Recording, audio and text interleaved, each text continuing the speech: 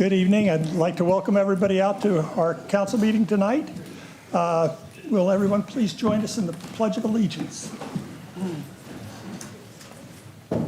I pledge allegiance to the flag of the United States of America and to the republic for which it stands, one nation, under God, indivisible, with liberty and justice for all.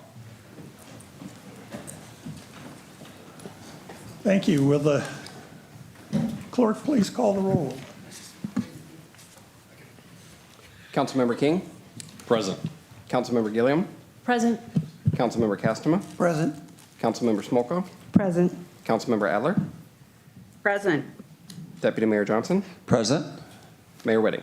Present.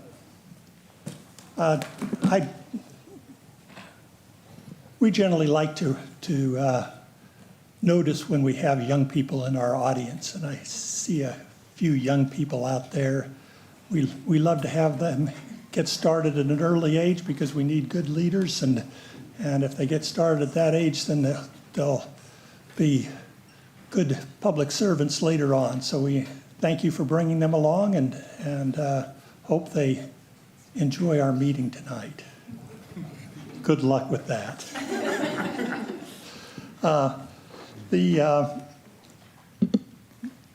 Is there a motion to approve our agenda tonight? Motion to approve. Second. It's been moved and seconded. All those in favor? Aye. Motion passes.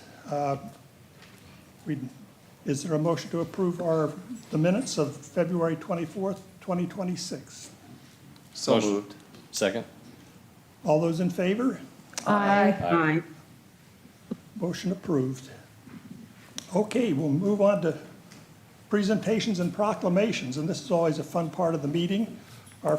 We've got three on the docket for this evening. The first is our Pierce College Appreciation Week proclamation. And I will read same. And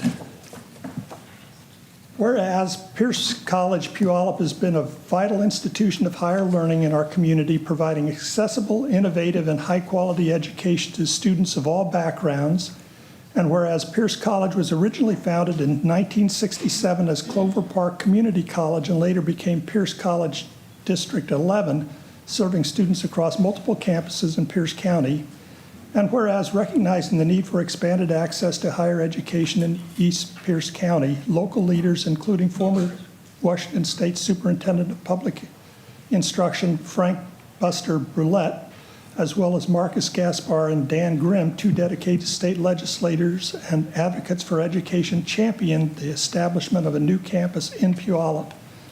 Whereas in 1987, Pierce College secured a permanent site in Puyallup, and in 1989, the Pierce College Puyallup campus officially opened its doors, beginning with modular classrooms and a vision for future growth. And whereas Pierce College Puyallup was recognized by the Washington State Board for Community and Technical College in 1999 as the state's 34th Community and Technical College and the second college in Pierce County District 11, and whereas since its founding, Pierce College Puyallup has grown into a thriving educational institution offering associate's degrees, professional technical programs, and university transfer opportunities while maintaining a steadfast commitment to student success and workforce development. And whereas Pierce College Puyallup has been nationally recognized for its excellence in education, including being named a top 10 finalist for the Aspen Prize for Community College Excellence in both 2021 and 2023, demonstrating its leadership in student achievement and equity. And whereas Pierce College Puyallup continues to serve as a cornerstone of local higher education and workforce training by strengthening the local economy and enriching the lives of its students and alumni through partnerships with local businesses, government, and community organizations. Now, therefore, I, Ned Whitting, Mayor of the City of Puyallup, Washington, do hereby encourage all citizens to join me in recognizing and celebrating the tremendous impact Pierce College Puyallup has on our community. In witness whereof, I have hereto set my hand and caused the seal of the City of Puyallup to be affixed this 14th day of April 2026. And we have a number of people here to receive the the proclamations, and I invite them to come forward and meet me in front of the podium.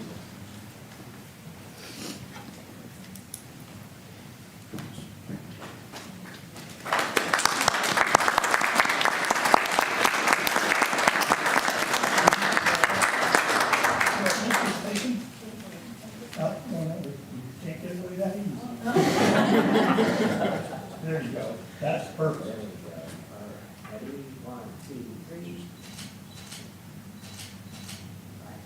And if you'd like to say a few words, I invite you to do so.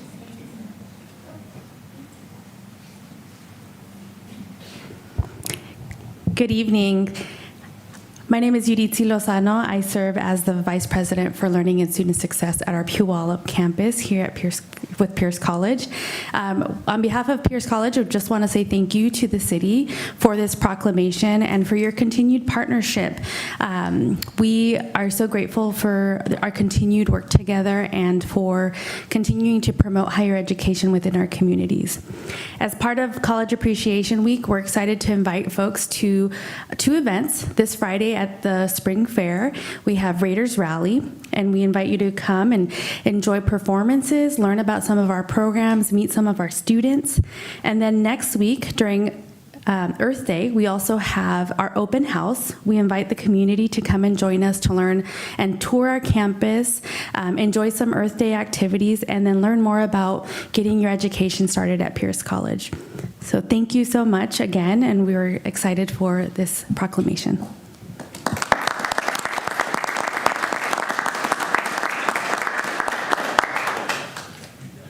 And Councilmember Adler, would you like to add a few comments? Thank you. I'll be brief. It is an honor and a privilege to lead our College Appreciation Weeks here at the city. It is unusual for one city to have both a community college and a state university within its jurisdiction, and we are just that. Two world-class institutions of higher education with access for anyone in our community to attain further skills and move along in their educational journey.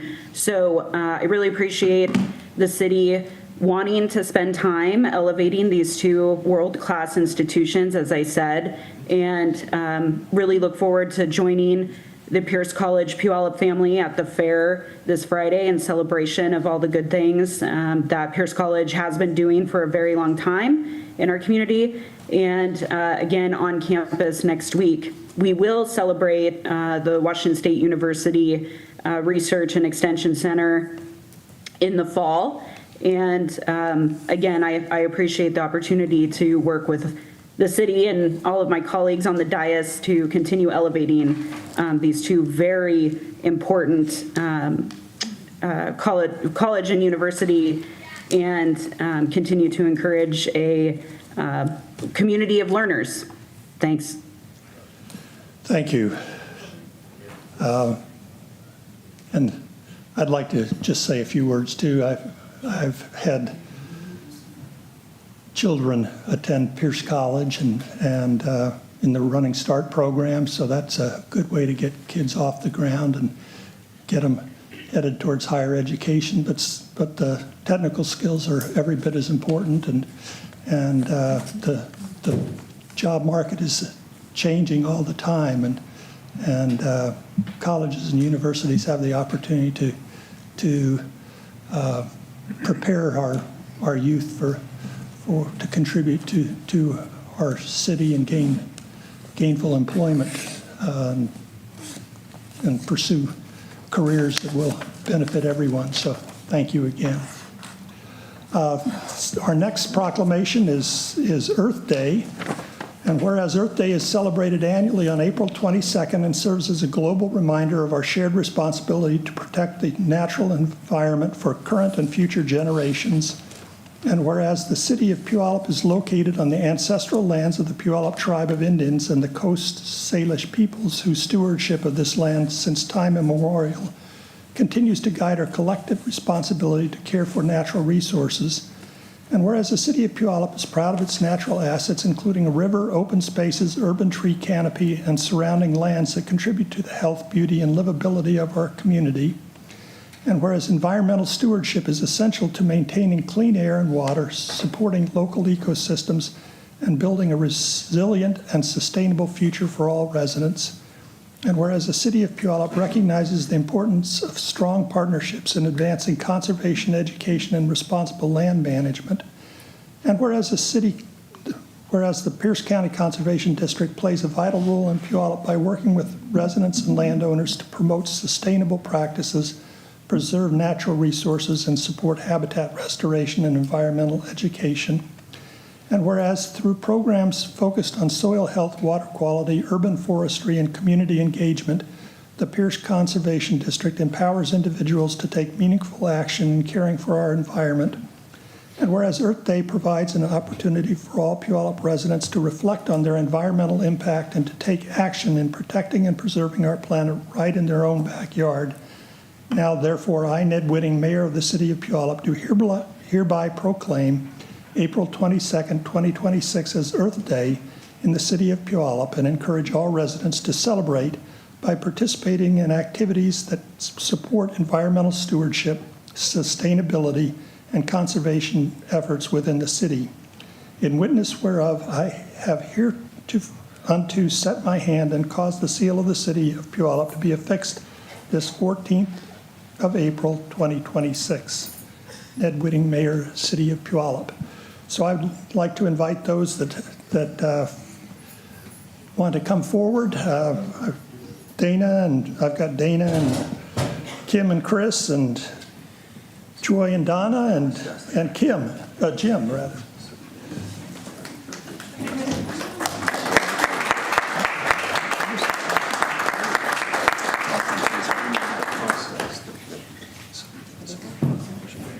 A few more.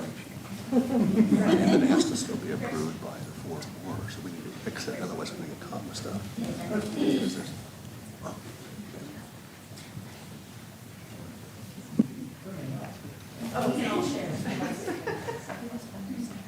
Young people, you deserve one right there.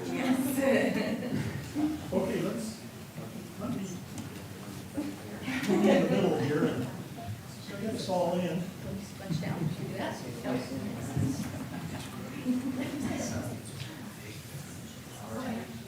Ready? 1, 2, 3.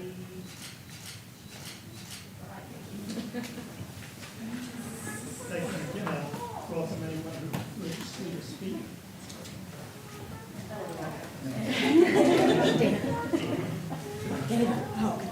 Oh, good job. Wait a minute, what? I drew the short straw. All right, good evening, Council. My name is Dana Coggin. I'm the Executive Director of the Pierce Conservation District. I'm pleased to be here tonight and accept this proclamation that Chris and their team did such a great job, and Lauren, of getting the word out there about environmental stewardship. We talked a lot in that proclamation about the Conservation District. I am very proud to say that the Conservation District has been serving our communities for well over 75 years. We are here to actually help do all of the things that you said. I always like to say that we are about farms, food, fish, forests, and we do all of that work with our friends.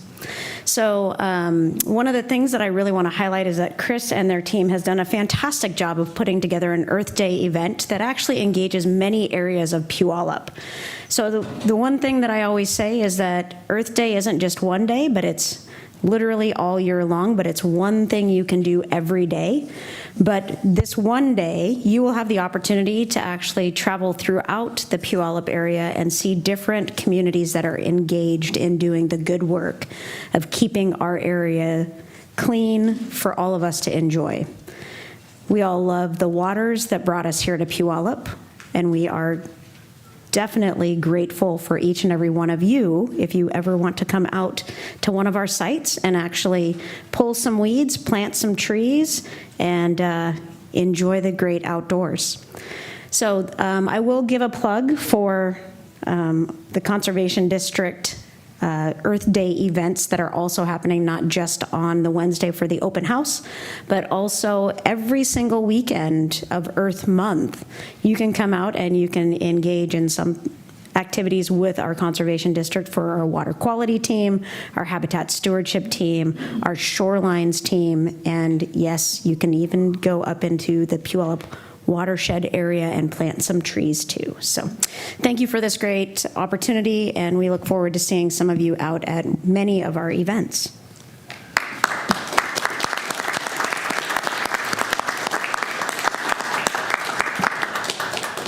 Thank you, Dana.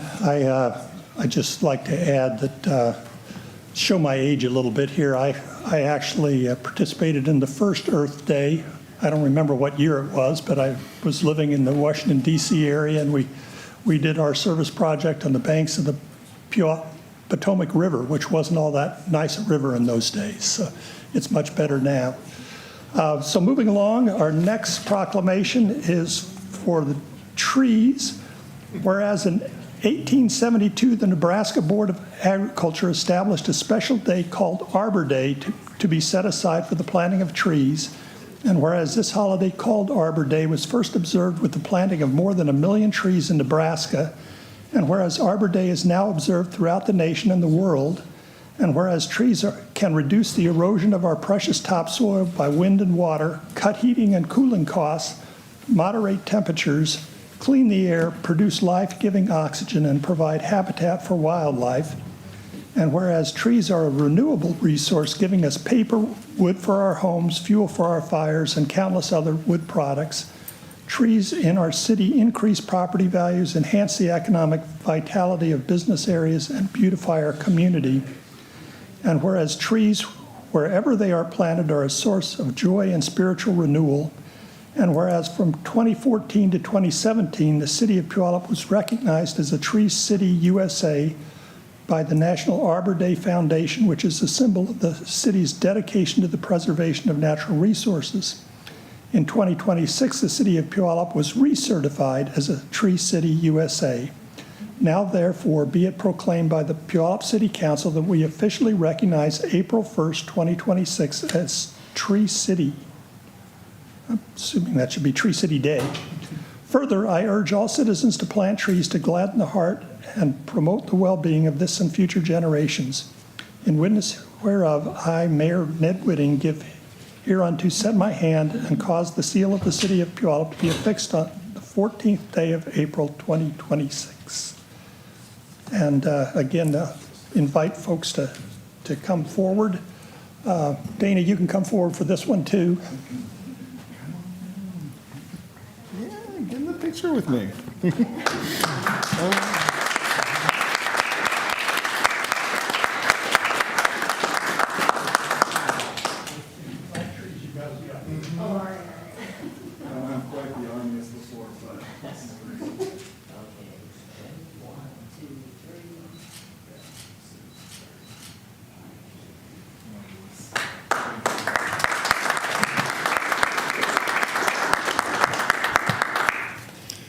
Alrighty.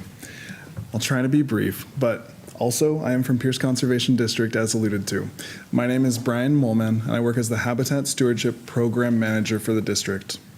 At PCD, we are proud of our joint efforts with the City of Puyallup through the Green Puyallup Partnership, where we aim to maintain and restore 350 acres of natural open space. This is for current and future generations alike, right? So we're all impacted positively by this. Together, we actively oversee 5 active steward sites across Puyallup, supported by volunteer habitat stewards and crews for some of the more challenging areas. In 2025, we partnered with the city to plant hundreds of trees across our natural open spaces, along with a bunch of shrubs and great ground cover for that diverse natural understory plantings, but we're more focused on the trees today. These plants will bolster canopy in your open spaces and provide many benefits through local water quality and habitat richness. I wanted to highlight one specific example where this partnership, I think, really excelled in the last year. And it came on the heels of something that was a little bit sad, actually. So right across the way in Pioneer Park behind us, you can see it there still, there was a large Port Orford cypress tree. It was quite diseased, and so the park knew that they had to act quickly, otherwise it could become a hazard to the local citizens, the people walking through using it for farmers markets and whatnot. But they wanted to be proactive about it. And so I really have to applaud the Parks Department's efforts here, where they reached out to local artists, they reached out to us, and they found a way in which to memorialize the tree. So it's now a beautiful art piece within the park itself that can be seen every single day still.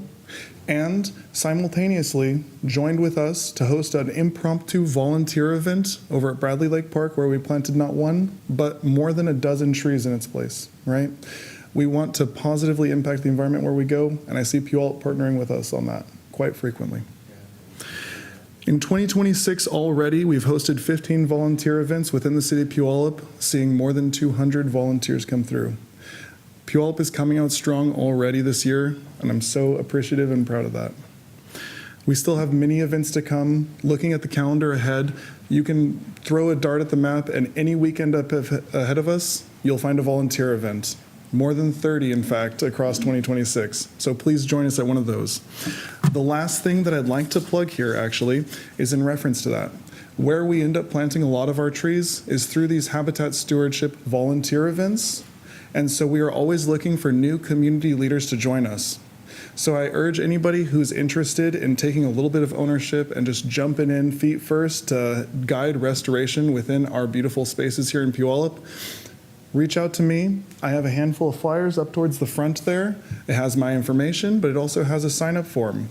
Coming up in May, we're hosting a 3-part stewardship training series to provide interested volunteers with tools that they need to host and guide restoration efforts right here in the city of Puyallup. So reach out to me. I'm always looking for cool people. To finish this off, I'd just like to say that I look forward to continuing our work with the city of Puyallup to enhance our urban open spaces, improve our riparian habitats, and provide services to both the environment and the community. And let's get some trees out there. Thank you all so much. Thank you, Brian.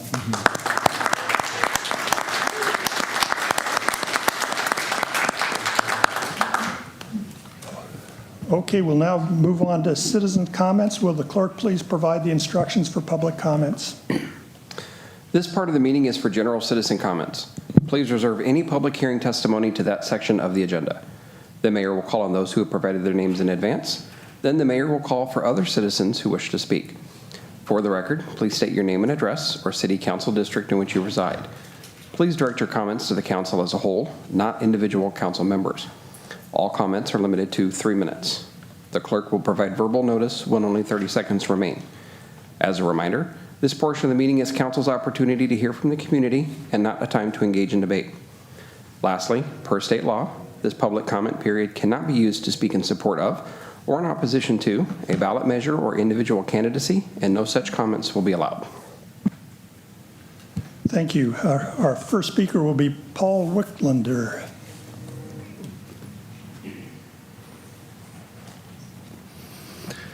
Well, clerk and council members, I appreciate this opportunity. What I'm doing is I'm submitting the following testimony on behalf of a collective of our neighbors regarding the infrastructure failure on 9th Street between 18th and 15th Avenue. This happened on 17th on the avenue on the, I believe it was the 13th of March. We had that rain and flooding, and the gully on my property filled up with, and I'm not exaggerating, about 1.4 million gallons of turbid runoff. Now, with all this talk about trees and nature and such, you can understand what impact that would have on the land around there, or what maybe the Washington Fish and Wildlife would be if they drove by and saw all that water in the gully. I talked to the city about that, and the gully used to be a storm water channel from probably the 40s up until the 70s. We use that way because the road is like a dam, and then they used the culvert to slow the flow out. But that was back when South Hill was just woods, and now it's all asphalt and house roofs, so you can see why the runoff came down there. the city said that there isn't any runoff or going onto my property, and that it's not being used as a stormwater facility, but on your stormwater map, it shows the main trunk coming down 9th Street stops on 18th. There's a blind T inside that culvert that puts the water into the gully. The trunk is non-existent after that until after 17th Avenue, so there's no way the water doesn't go into that gully. So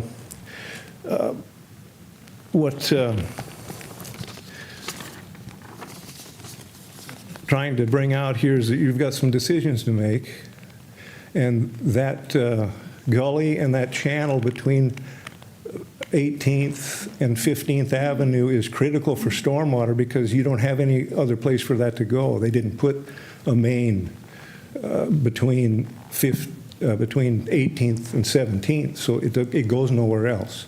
30 seconds.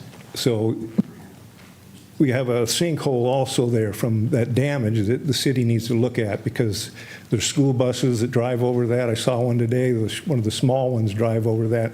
You can't tell it from the top, but it could be just a massive empty space underneath there where they could fall into that hole. So please consider how you look at that. It should be, Mr. Mayor, the speaker's reached 3 minutes. it should be a stormwater system. Thank you, Paul. And City Manager Kirkley, we are looking into this issue, correct? Great, okay. Well, I appreciate an update on it. Our next speaker will be Valerie Dent.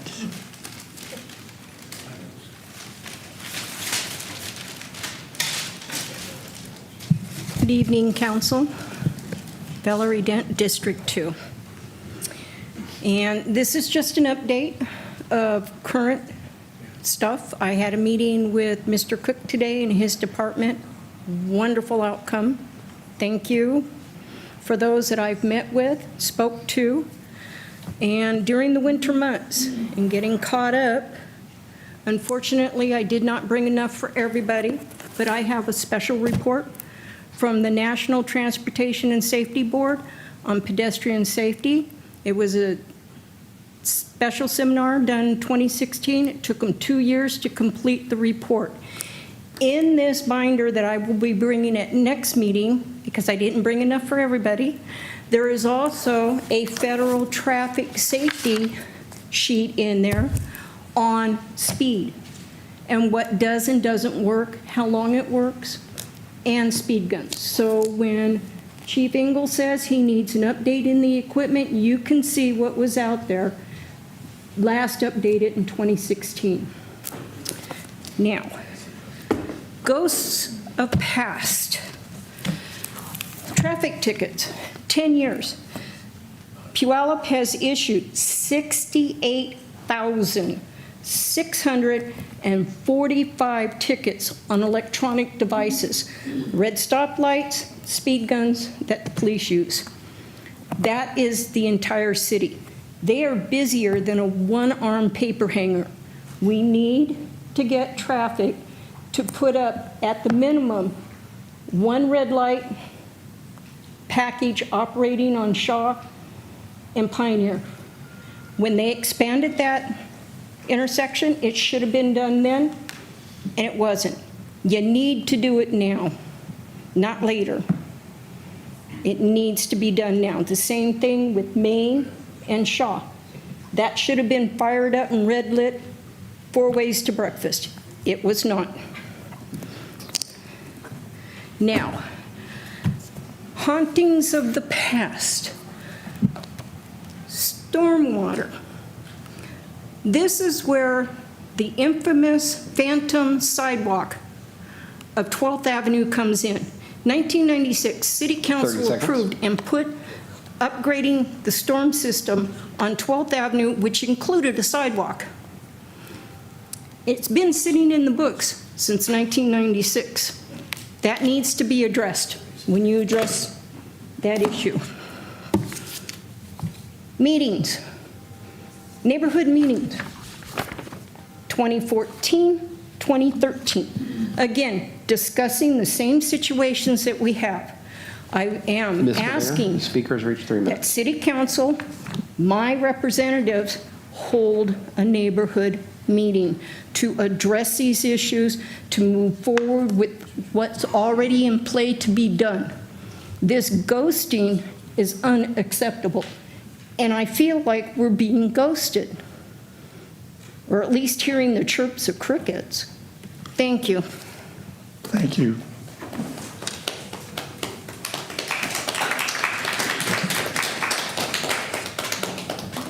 Next, we'll hear from Andy Anderson.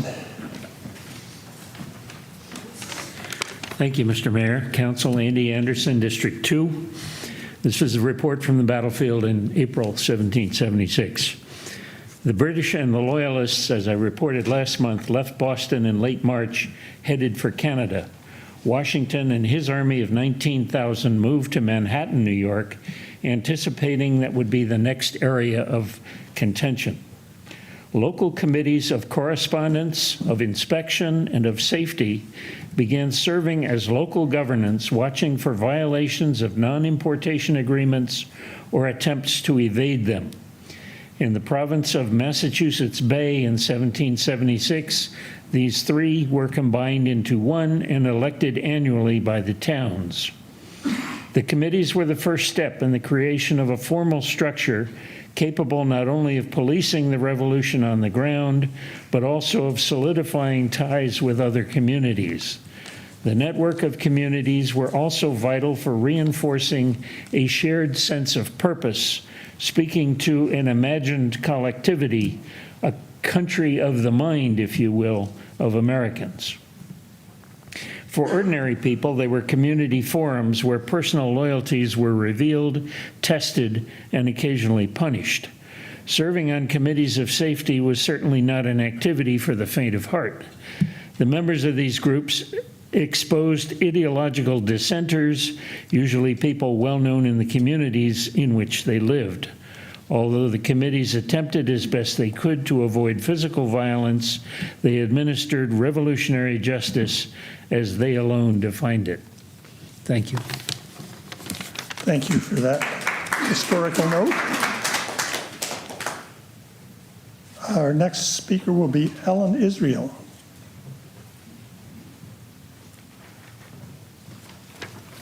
Hello, my name is Ellen Israel, and I am a public affairs specialist with the U.S. Small Business Administration. And I'm here to let you folks know about the disaster assistance we're offering in the area in response to the storms and flooding that occurred in December of last year. Our assistance comes in the form of low-interest fixed-rate loans through the federal government, and these are available to homeowners, renters, businesses, and nonprofits who are affected by the disaster. Again, the rates are very low, with homeowners starting at 2.875%, businesses at 4%, and nonprofit organizations at 3.625%. Businesses can qualify for up to $2 million, homeowners up to $600,000, and renters up to $100,000.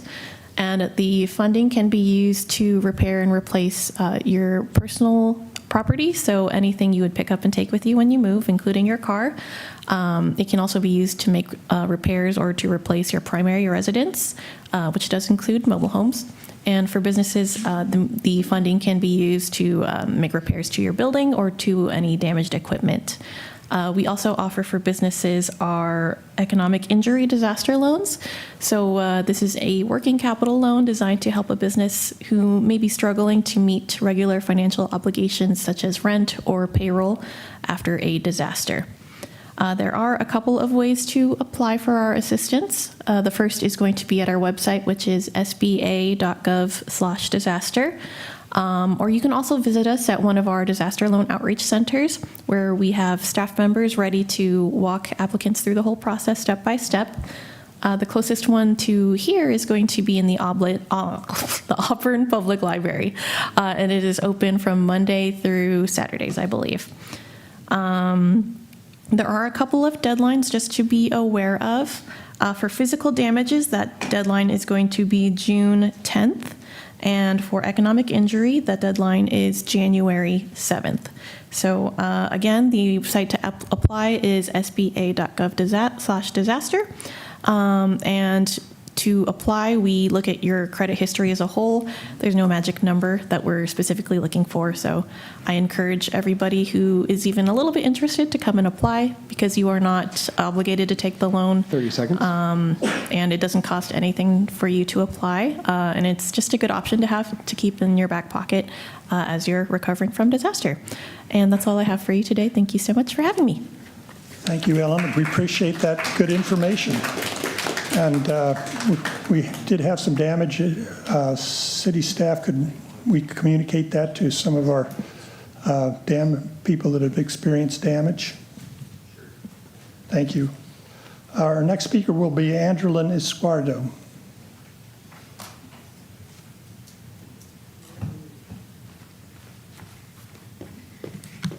I think, Mr. Whitting, you're a little closer this time. My name is Angelina Izquierdo. I'm from Pierce County District 2. I'm speaking on today on the Tree City Proclamation. So good evening, first and foremost. Each plant has a story to tell of its origins and surroundings. Trees not only provide oxygen and protection from the sun, but of an opportunity to be in the light of nature. It is important to recognize and appreciate Arbor Day with a wholesome, healthy awareness attitude with our world's largest living botanical species that provides individuals, families, socialite groups with several benefits to our overall wellness. Since COVID, it became more noticeable that people have not been taking much care of our tree life in our city, along with other states in our country. Much of the events hidden from public view, along with other things that go bump in the night, have an impact on the health of our trails, parks, and residential commercial landscapes, with a significant reduction in livable visibility and an increase in death debris. Most of this is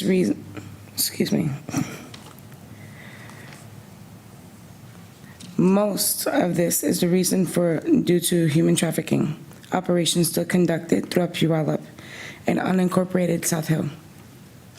Thank you for putting forth effort and encouraging more care for our environment and contribute to adding to our canopies and greenscapes with more tree plantings.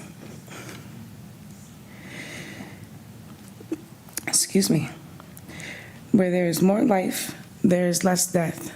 Thank you for letting me speak today. Thank you.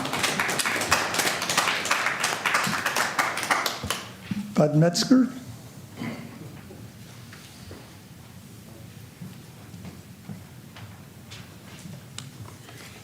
Bud Metzger, District 3. Well, we got a lot to celebrate, you know.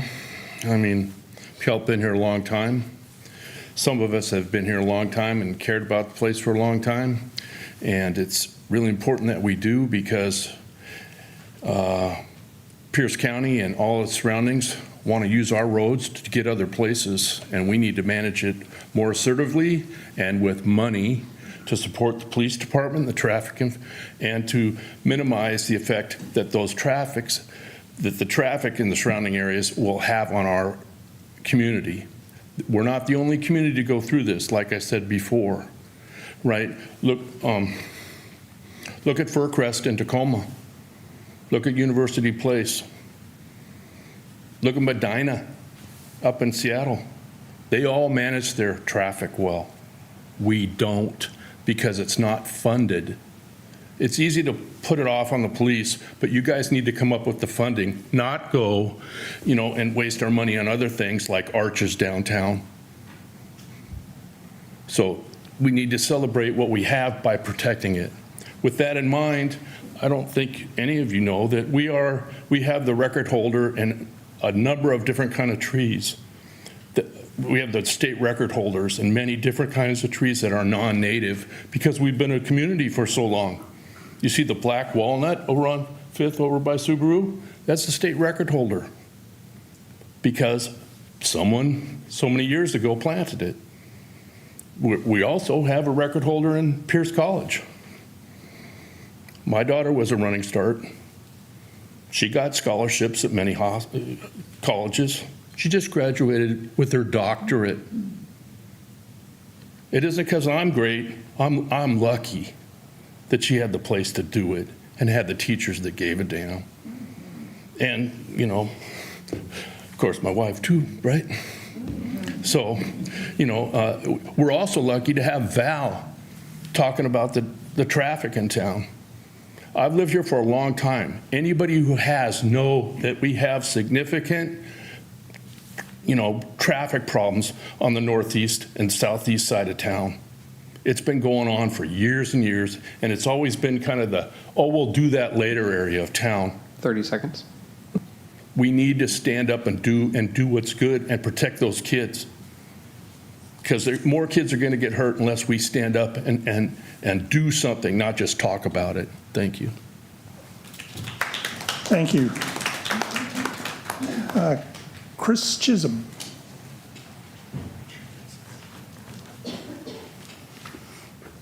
Chris Chisholm, District 2. First, I want to mention because of the incredible projects, flood control projects that we benefited from the Mud Mountain Dam all the way down to next door to our house, the Meeker Creek Restoration Project, we averted a huge disaster this December. And again, actually in our neighborhood a month ago, huge rains. So those should be celebrated. Our garage used to flood all the time, didn't in either of those events because of the Meeker Creek Restoration Project. It was great. And a month ago, it flooded pretty close up to your house in the ditch, but not with ours because of that project, which is amazing.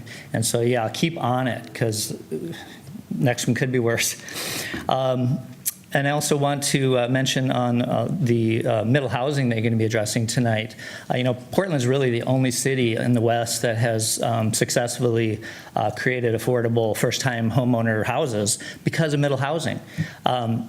And you know, whatever you choose tonight, you know, our house is where I'm located is not going to, it's in the Lahar zone, but it's not really going to be affected by whether you choose a quarter or a half mile or whatever. I really recommend just having as much middle housing as possible because it showed in the report, it's about 1 in every 1,000 years, you know, Lahar gets all the way down to the Puyallup area. 3,000 years ago, that's what we're sitting on. 2,000 years ago is what the stadiums in Seattle are sitting on.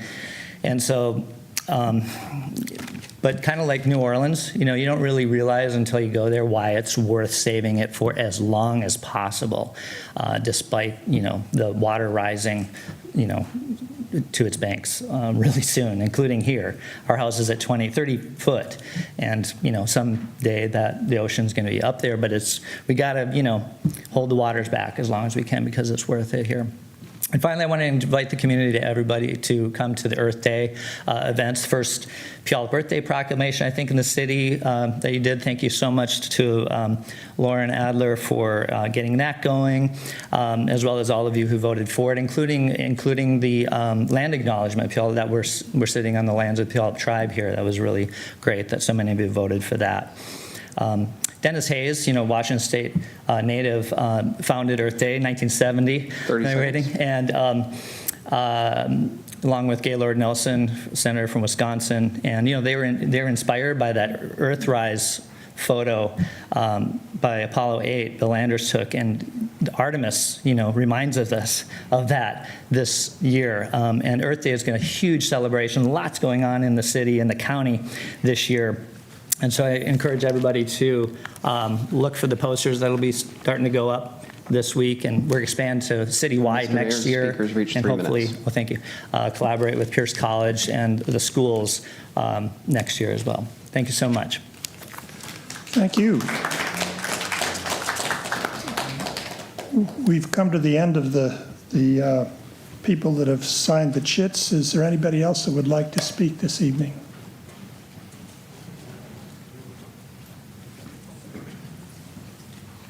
Hello.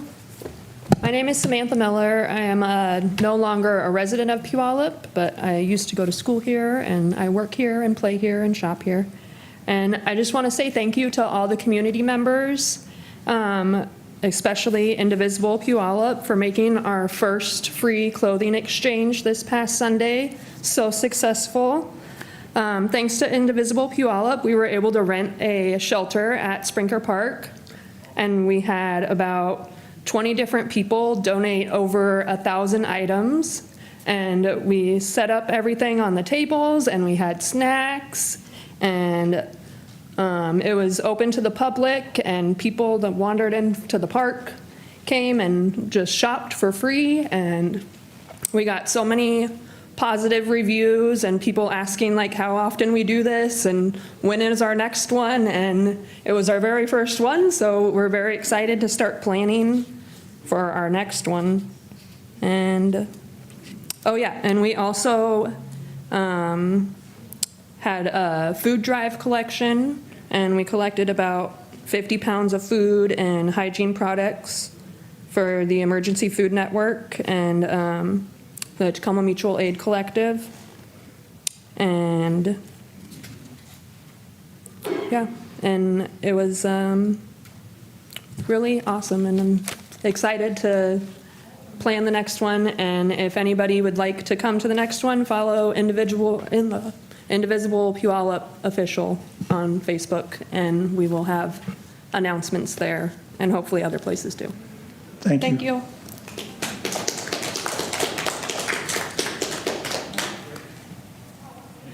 And is that it? Okay, we'll now move on to our consent agenda. This is a number of items that are not controversial and which the council is in agreement on. Is there any one of these items that anybody on council would like to have removed and considered later? Lindsay. Councilmember Smolko. Thank you, Mayor Whitting. I'd like to pull item 4F for separate discussion, and I want to flag for my colleagues that I'll have some substantive questions on 5A and 5B when we reach those items as well.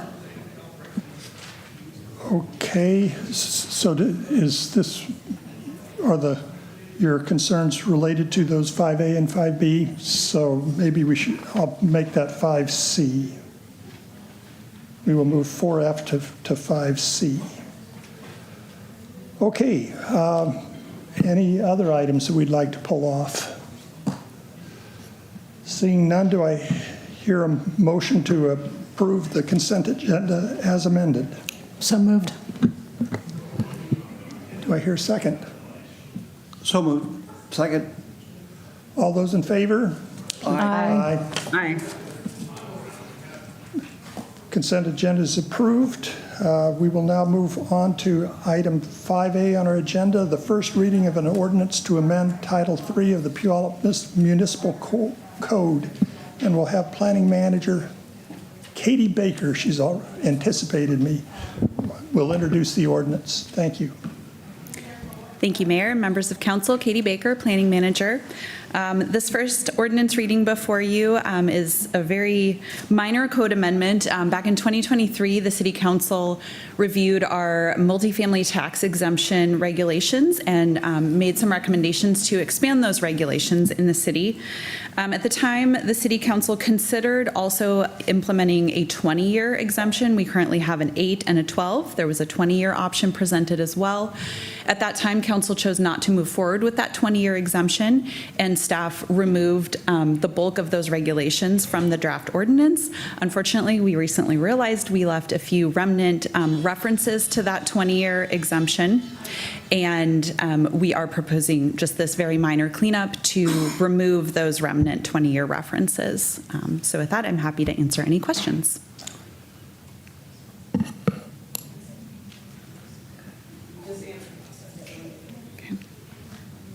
So any questions? Hearing none, do I have a motion to approve item 5A? Okay, Councilmember Smolko. Thank you. Okay, bear with me. Again, new kid. Okay, where do I even start? What percentage of units, if you can answer, if not, I can send these to you later, The timing thing is weird for me because I can't do it during your work time because it's my work time elsewhere. Very strict, weird boundaries, but I get very careful about that. What percentage of units in current MFTE projects are actually affordable to residents earning below 80% AMI? Do you know that off the top of your head? Probably not. I do not believe that we've had anyone use the MFTE for affordable units yet. Okay. That answers the next one. And then my last one then, because that answers the next one. Will the city publish compliance data for MFT projects, including rent levels and occupancy of affordable units? So we do maintain, we have to report to the state each year any new MFTE units or updates. We don't publish that on the website anywhere that I'm aware of, but it is public record information. And if you have specific questions, we can certainly provide that to you. Okay. Is it appropriate to just to say anything else, but does it have to be a question? I think that's my question. Go ahead.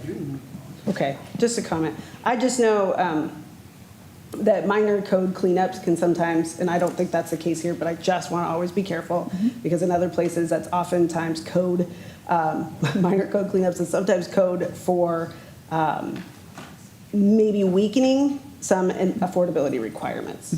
And so I just want to put out, that's a concern of mine.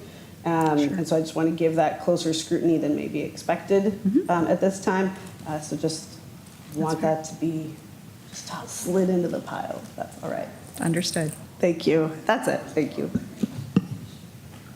Okay, any further questions? Motion to approve? Second. The motion has been approved and seconded. All those in favor? Aye. The motion has been approved. I will now move on to item 5B. Take it away, Council. Planning Manager Katie Baker. Thank you so much. So I have a brief presentation on item 5B. This is related to an ordinance for middle housing code amendments. This presentation will cover an overview of middle housing, the state requirements, how Puyallup has approached implementation of middle housing regulations, and options for council to consider regarding middle housing in the Lahar Zone. Following direction on the Lahar Zone, we are asking council to consider first reading of an ordinance to adopt middle housing regulations. So very briefly, what is middle housing? It is defined in state law as buildings that are compatible with single-family homes and contain 2 or more attached, stacked, or clustered units. There are 9 specific types that are named in the legislation, and it requires that cities adopt at least 6 of those types. Puyallup's ordinance specifically includes duplexes, triplexes, and fourplexes, stacked flats, townhomes, courtyard apartments, and cottage housing, and there's a number of images on that slide that depicts some examples of what those look like. Many of these types of housing have been part of Puyallup's neighborhoods for decades. What's changing now is where and how many units are allowed. Puyallup is considered a 2-tier city, and as such, again, we must allow at least 6 of the 9 types of middle housing in every residential zone, not just select zones as has currently been our practice. The city can't apply standards to middle housing that are more restrictive than those that apply to detached single-family residences. The state does allow some exemptions for middle housing regulations. Lots with critical areas can be excluded. Lots under 1,000 square feet are also exempt from those density requirements. The volcanic hazard area, or the Lahar Zone, as you'll hear me refer to it, in Puyallup represents a local application of that critical area exemption, and I'll talk a bit more about that. So our city had a June 30th, 2025 deadline to comply with middle housing requirements. Because of the timing of our comprehensive plan update, we did ask council to adopt an interim ordinance so that we would be in compliance while providing us time to continue work with the Planning Commission to develop the permanent regulations. That interim ordinance permits 6 middle housing types in all RS or single family zones with the appropriate unit density allowances. The city also adopted an exception for middle housing to apply in the volcanic hazard area. So since June of last year, we've prohibited new middle housing allowances within the Lahar zone. That exception was also applied to accessory dwelling units as those regulations were being amended at the same time. This map on the slide in front of you illustrates how we've applied that interim ordinance. The orange areas are lots, single-family lots, where both ADUs and interim middle housing regulations are allowed. The blue areas that you see are lots where middle housing and ADUs are prohibited. This represents 31% of lots, RS lots, in the city where middle housing and ADUs are prohibited. Under state law, a city may exclude up to 25% of lots from middle housing requirements. This is something we received a comment from the Department of Commerce on in our final regulations. And we talked a bit about this at the March 31st study session.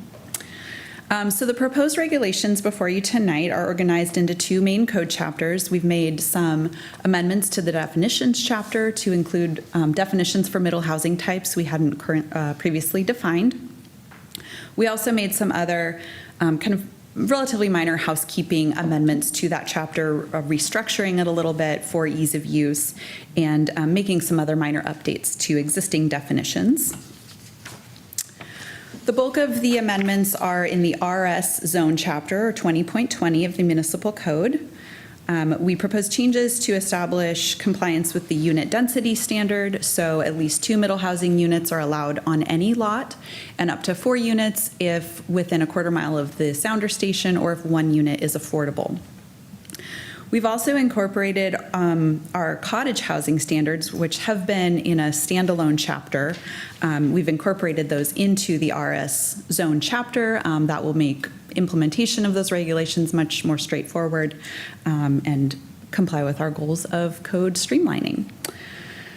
So regarding the Lahar zone exception for middle housing, the Planning Commission recommended council consider removing the prohibition entirely.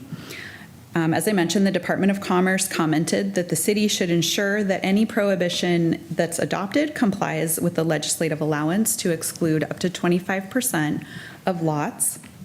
And at the March 31st study session, City Council requested options for modifying the Lahar zone exception. So at this time, I'll walk through 2 options that we're providing for City Council's consideration tonight.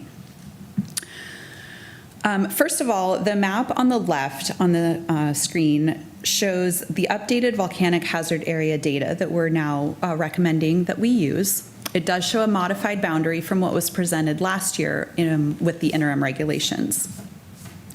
Lots inside that boundary in blue comprise 37% of RS zoned lots in the city. The map on the right applies a quarter-mile reduction to that boundary. And if adopted, this would result in 24% of RS lots being excluded from middle housing requirements.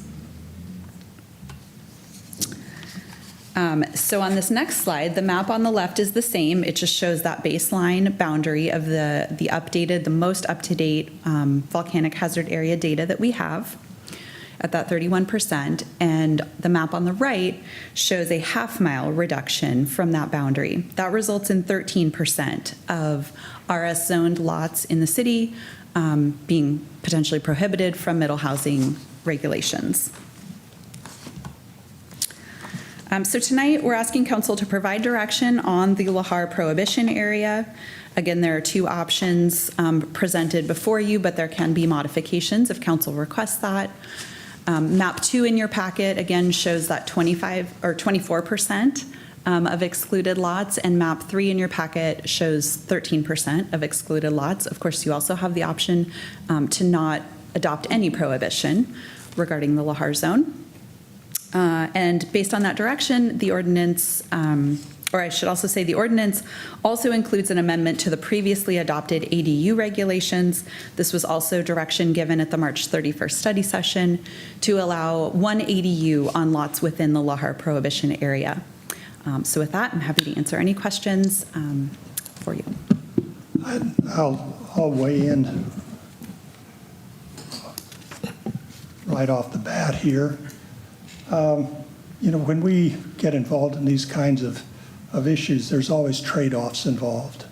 So as we consider this, there's a need in town for less expensive housing, and the ADU and the middle housing will produce housing that is less expensive for our citizens and our citizens' children who may find it very difficult to own a home in Puyallup. We also have to consider property rights. As we zone, we take away from the property rights of landowners and prevent them from doing some of the things they'd like to do. So those are kind of the downsides. On the positive side of regulating this, we've got the lahar question, and lahars are a really serious issue and one that I take very, very seriously. And we've actually commissioned a council subcommittee to address disaster preparedness and so forth. So, and we've got on the 23rd of this month, the Puyallup School District the East Pierce County school districts are having their lahar evacuation drills. So those, this is a really important thing, and we have to respect that mountain. So what's the trade-off here, and how should we consider it? Well, recently the International Journal of Disaster Risk Reduction produced a paper called Influencing of Modeling Assumptions on Pedestrian Evacuation Success for Non-Eruptive Lahar Hazards of Mount Rainier, Washington. That's kind of what we're talking about here, and it's very specific to our area. And they have some graphs and some data in there, and how long would it take a lahar from Mount Rainier to arrive in Puyallup? And the statistics they provided was that a lahar would arrive in Puyallup, begin to arrive in Puyallup in 150 minutes, but it would continue to arrive in Puyallup for 360 minutes. So that's 2.5 hours and 6 hours. So as it arrives here, it's not going to whoosh through our community really quickly. On the other hand, looking at Ording, it's a completely different matter. That it arrives there in 60 minutes and will finish arriving at 110 minutes. What does that say about us? So notice should go out fairly quickly, and I can't comment on exactly the amount of time required for a lahar notice to go out. Perhaps Kirsten could comment on that, but not sure she wants to take on that because she doesn't have any guarantees either. But if at a minimum, if a lahar is running through Ording, our siren should be going off. So at a minimum, the notices should be well out within 60 minutes, which allows us an hour and a half to evacuate. And this past week, I went out on 9th Street to the bottom of the hill where the edge of the lahar zone is, and I walked from there to River Road, and I had my hands in my pockets so I didn't walk too fast. My Strava said that I was going at about 3.5 miles an hour, which is faster than a lot of people can go, but I made it in 27 minutes. So that means that we've got at least an hour and a half of slack time in the event of such a lahar, from the time we get notice to the time that it arrives here. And in mid-community, it's probably going to be a lot more than 150 minutes. It's probably going to be 2 or 3 hours of available time. So the other aspect of a lahar is has been mentioned tonight. It's not very likely, and it's going to happen sometime, but it may not be in the lifetime of anybody in this room. which brings me back to the question of, do we restrict people's property rights? Do we not develop more small housing options for our community members to build new homes and be able to own homes in Puyallup? So with having read this new study, I'm feeling a lot more relaxed about the dangers of a lahar, and it sounds to me like the challenge isn't the distances we have to travel. It has more to do with having a plan to travel and knowing what to do. So I see the lahar issue as being a communication and education issue, as opposed to something that we want to try and address with zoning. If we communicate well and educate our citizenry, then when the time comes, seems to me like there's ample time to evacuate the valley floor and get out of the lahar zone. So I feel like this is an issue that we could adequately address with communication and education, and not burden our city code with prohibitions that limit the freedoms of our property owners and prevent our community from offering housing that is more affordable to our citizens. So that is my comment at this time. Thank you. Any Councilmember Smolko? I'd like to concede first to Councilmember Castema, so he has a chance before I have another one. Thank you, Councilmember Smolko. The city has taken this very seriously in the past. In the early 2000s, the entire city council went to Washington, D.C., where they went through a mock event for a lahar in the Puyallup Valley. And what they discovered was that during a lahar, the first people to evacuate are, in fact, the public safety personnel. So that means all the police, that means the firefighters, they all leave, and because they have to be at the side of the valley when people evacuate. At that time in the state legislature, I was able to get funds to appropriate the acquisition of lahar sirens that you now have throughout the Puyallup Valley. So this has been taken very seriously. In fact, there is an estimate that we have a 1 in 10 chance. You have to understand that when you're looking at the time span for a lahar, it's every 500 to 1,000 years, and the last one was approximately 1507, and we are in that period of now where it could occur, and the estimate is it's 1 in 10. If you read the latest USGS report, they in fact state that within your lifetime, you can expect that there will be a lahar. The updated study that you reference, I have just received that, in fact, and have been going through that, and they identify 3 factors. Certainly how fast the lahar arrives, how long it takes to reach safety, and how much delay happens before people start moving. An interesting factor that it doesn't necessarily have, and that is how much time before we're actually notified and verified of a lahar occurring. And it also doesn't really discuss the certain times of day.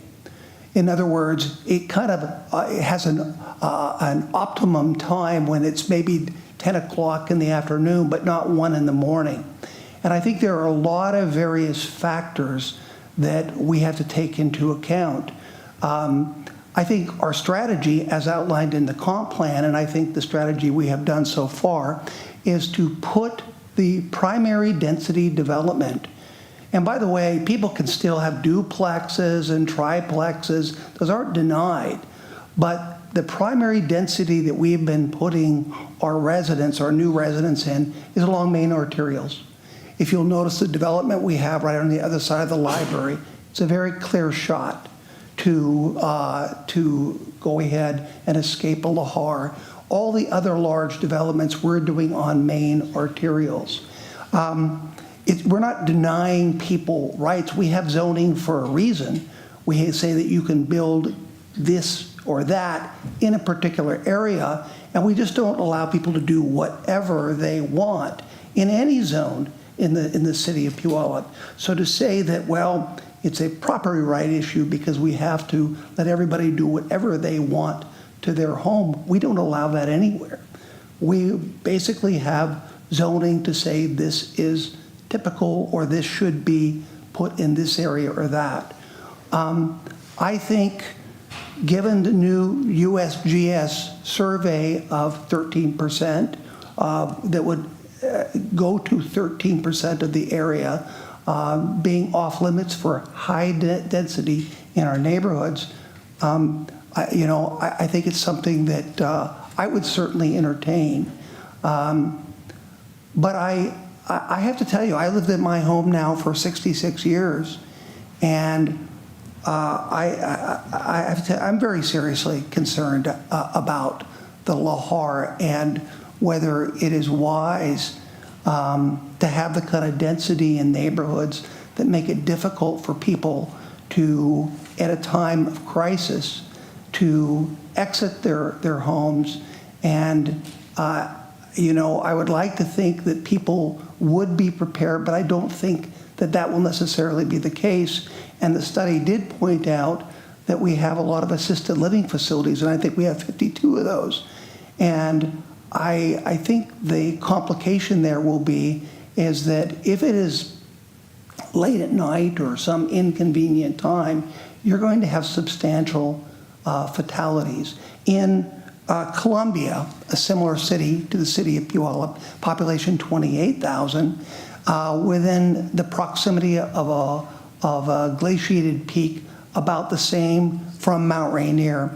Of the 28,000 people, despite tremendous warning, of the 28,000, 23,000 people died. So I think we have to be very cautious and not think just about our lifespan, but those that could be in the next 100 years, 200 years. And I think we have to be very moderate about the density that we allow in our neighborhoods, put it on main arterials, and I just think that's a precaution that we should take. So that's what I'm advocating, is for a more moderate position that I think can allow for growth, but then take into account safety needed for the residents in the valley. So that's my take on it. Thank you, Mr. Mayor. Councilmember Smalko. Thank you, Mr. Mayor. I struggle personally to balance the concern for a very real but a future possible potential threat of a lahar against the very real now threats against housing affordability. That's a tough thing for me to weigh out. So I'm also only conditionally supportive of the new ordinance proposed because I would only support it with strong protections written into it.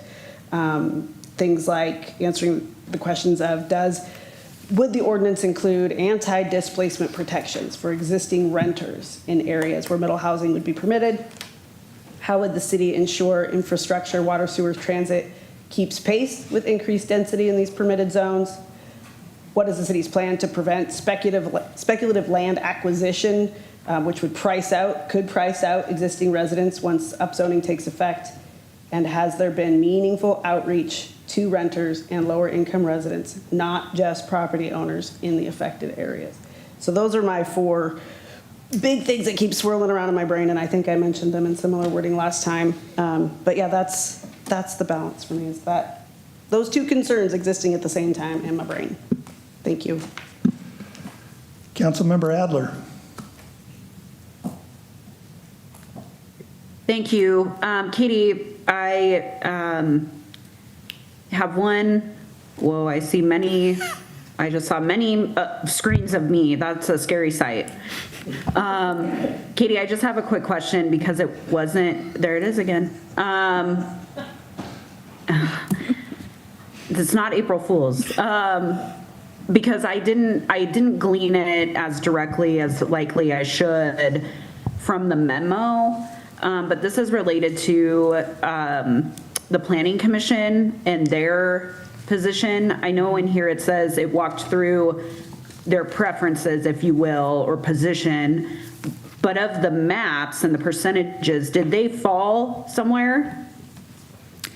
Thank you for that question, Councilmember Adler. The Planning Commission did not see these maps and percentages because this was direction given just at the recent study session from City Council. So we, if Council directs, we can go back to the Planning Commission and have them weigh in, but their recommendation was to eliminate the Lahar prohibition entirely. It was upon the study session at Council that we developed these map options. Thank you.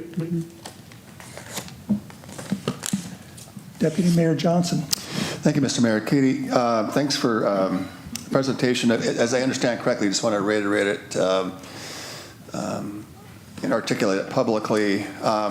Since our last meeting, there is no exclusion of ADUs in the even Lahar zone. If the council was able to maintain whatever 13%, 24%, or 37%, those located in that Lahar zone could still have an ADU based off of the old current coding. It wouldn't bar it completely like we had heard last time. So that's restored, right? That is correct. They could build one ADU. Okay. And then outside of that prohibition area, a property owner could potentially build two ADUs. Yeah. That would be the distinction. Gotcha. So now that that's been verified, I am more amiable to, with, whatever the council comes up with in terms of, restriction, if any. It's nice to know that at least there's some middle housing that can happen even in the Lahar zone. And so I think that doesn't lock any development out from that area. I'm kind of inclined to go with a 13%, knowing that there is, even in that 13%, there's still an allowance for at least one ADU and some other development. So I'm more comfortable looking at 13% rather than anything higher. I could be compelled through some council debate of going up to the 24. So I'm not cemented in that, but I'd like to kick it off and say I'm happy with the 13%. I feel like it's a common balance to allow some development, still take the Lahar situation seriously, but knowing that there are opportunities for middle housing to happen even in that 13% for some ADU development. So I'll kick it off with that. Again, if I'm not in cement on that, if council gave some compelling arguments that you wanted to increase that, I would do it, but I'm comfortable with the 13%. Thank you. Councilmember King. Thank you. First, I'll start with Katie, and then I have a question for Kristen Hoffman to give you some time to prepare to walk up. First, can a single-family residence in the current Lahar zone that's being proposed, whether it's 13 or 24, 25, 26, whatever, if that residence were to be torn down, could a duplex be allowed to be built? No, not under the current construct of the ordinance. If they're in the prohibition area, they tear down the single-family home, they could only rebuild a single-family home. They could add an ADU, but not a duplex. So that seems a little odd to me, council. So that's one thing that I have a concern with. And then number two would be for Kristen. And Katie may have been able to answer this next question. Do you know how many sirens we currently have in our downtown for Lahar warnings? Yes, we currently have 3 sirens, outdoor warning sirens. Do you know where they're located? Puyallup. There's one on the roof of City Hall. Yep. There's one over at the fairgrounds, and there's one more, I'm looking at Chief Ingle because it's on Pioneer. I heard that. Thank Okay. you. Yes.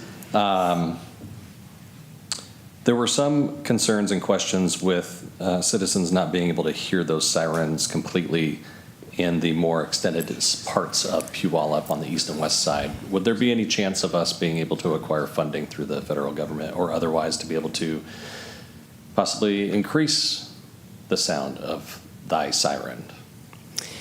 Good question. So the outdoor warning system is maintained and funded by Pierce County Department of Emergency Management, and they have very intentionally renamed it the outdoor warning system because the sirens are designed for people to hear them if they are outside.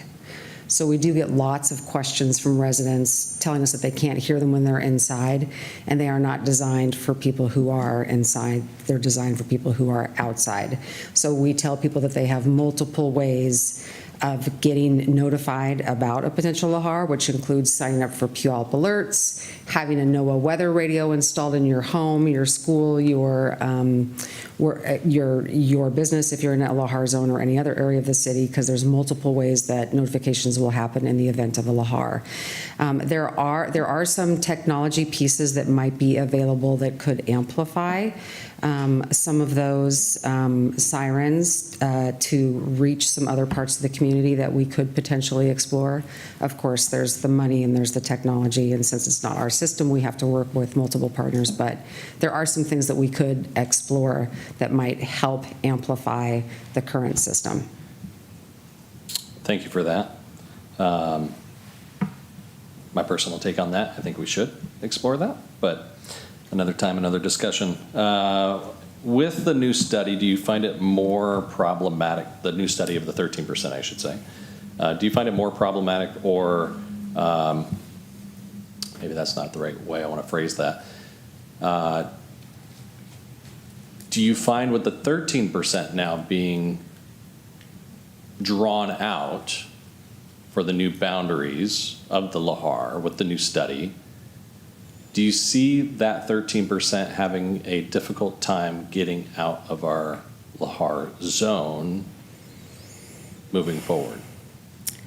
I don't think that that's a question that I can answer easily, and I think that's a question I would have to talk with lots of my city colleagues and partners to really look at that particular section in that area and learn more about those people who are there so we can determine how they could realistically evacuate.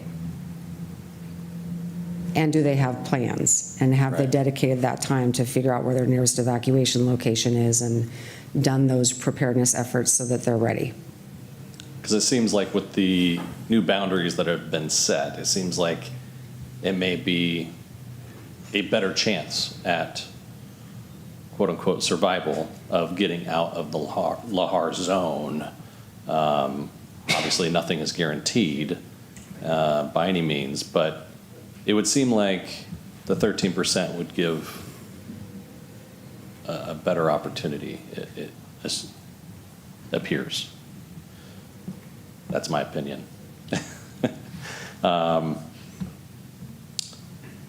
think that's all I have for right now, and I appreciate you educating us on the lahar sirens, and hopefully we'll be able to look at other avenues to amplify those. Yeah, look forward to it. Thank you. Appreciate it. Thank you. So don't go away. Nope, sorry. So I'd just like to follow up on some of Councilmember King's questions. You know, obviously a lot of us have signed up for emergency alarms, but if a lahar comes through, everybody needs to be notified. So is it possible to ping everybody's cell phone, regardless of whether or not they've signed up for anything within this lahar zone? Yes, it is. And so that's the technology that we have through Puyallup Alerts, which is our alert and warning system. And we are part of IPAWS, which is the Integrated Public Alert and Warning System, which gives alerting authorities, which the city of Puyallup is, the ability to send out WEAs, which are wireless emergency alert messages. So we can designate a specific geographic area, and then we can send a message out to all of the cell phones in that area with that life safety information. So we have that capability, Pierce County Emergency Management has that capability, and the Washington State Emergency Management Division Alert and Warning Center also has that capability. So we've got multiple levels of abilities to get those alerts out to people who need to get them right away. So, so notice is not really if I've got my cell phone off, would it still alert me? It depends. If it was completely off, no. Okay. And there are some settings. When you first get your cell phone, the setting is on to allow wireless emergency alerts. People can turn that off. And if they turn it off, they're not going to get those messages. So we recommend that everybody leave that setting on their phone so they can receive those messages. And that's an education piece as well, and that's something that we talk to residents throughout the city about in terms of all emergencies, because we have that technology, not just for Lahar, but for other emergencies as well. Okay, and obviously we've got some vulnerable populations that we need to be particularly concerned about. So, Councilmember Castema mentioned our senior communities, our medical facilities.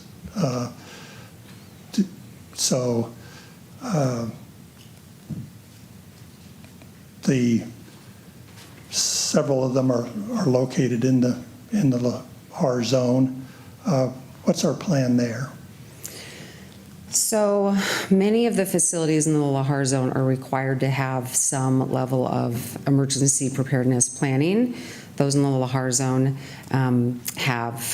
should have some kind of Lahar emergency evacuation plan in place. Those are not things that we manage or maintain. Those are typically done by other agencies that accredit those health facilities and those different care providers. And that's not something that they have to show us or that we have to approve, or that most of the time we've ever seen. So oftentimes we will have facilities who will reach out to us with questions, and their plans are probably not as robust as we would like them to be, but we don't necessarily have the authority to change those or get those to a place where we feel that people would be best served with emergency preparedness. So through our different outreach efforts that we do in the city, through the different community events and the trainings that we have, we try to reach a lot of those partners.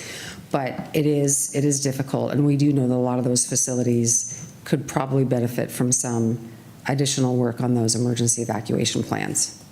Is there a way to work with the accrediting agencies to help them get more robust? Potentially, but then we start to tread in areas that we don't necessarily have the authority or the jurisdiction. Understood, but if we express our concerns to the accrediting agencies, then hopefully they would be receptive to that and be concerned about that when they visit institutions within our Lahar zone. I will share that when we have worked with different agencies that we have had to do some specific exemptions with because they're in a Lahar zone and they're designated as essential or critical, when we have worked with them, they've been very receptive in making the changes and the recommendations that we have asked them to do. And I'm looking at Katie Baker because we've partnered on that a bit with a couple of facilities. So when we do have that opportunity, we're able to take advantage of that. But that is a very infrequent process that has happened with those facilities. Okay. So again, I come back to my earlier comment that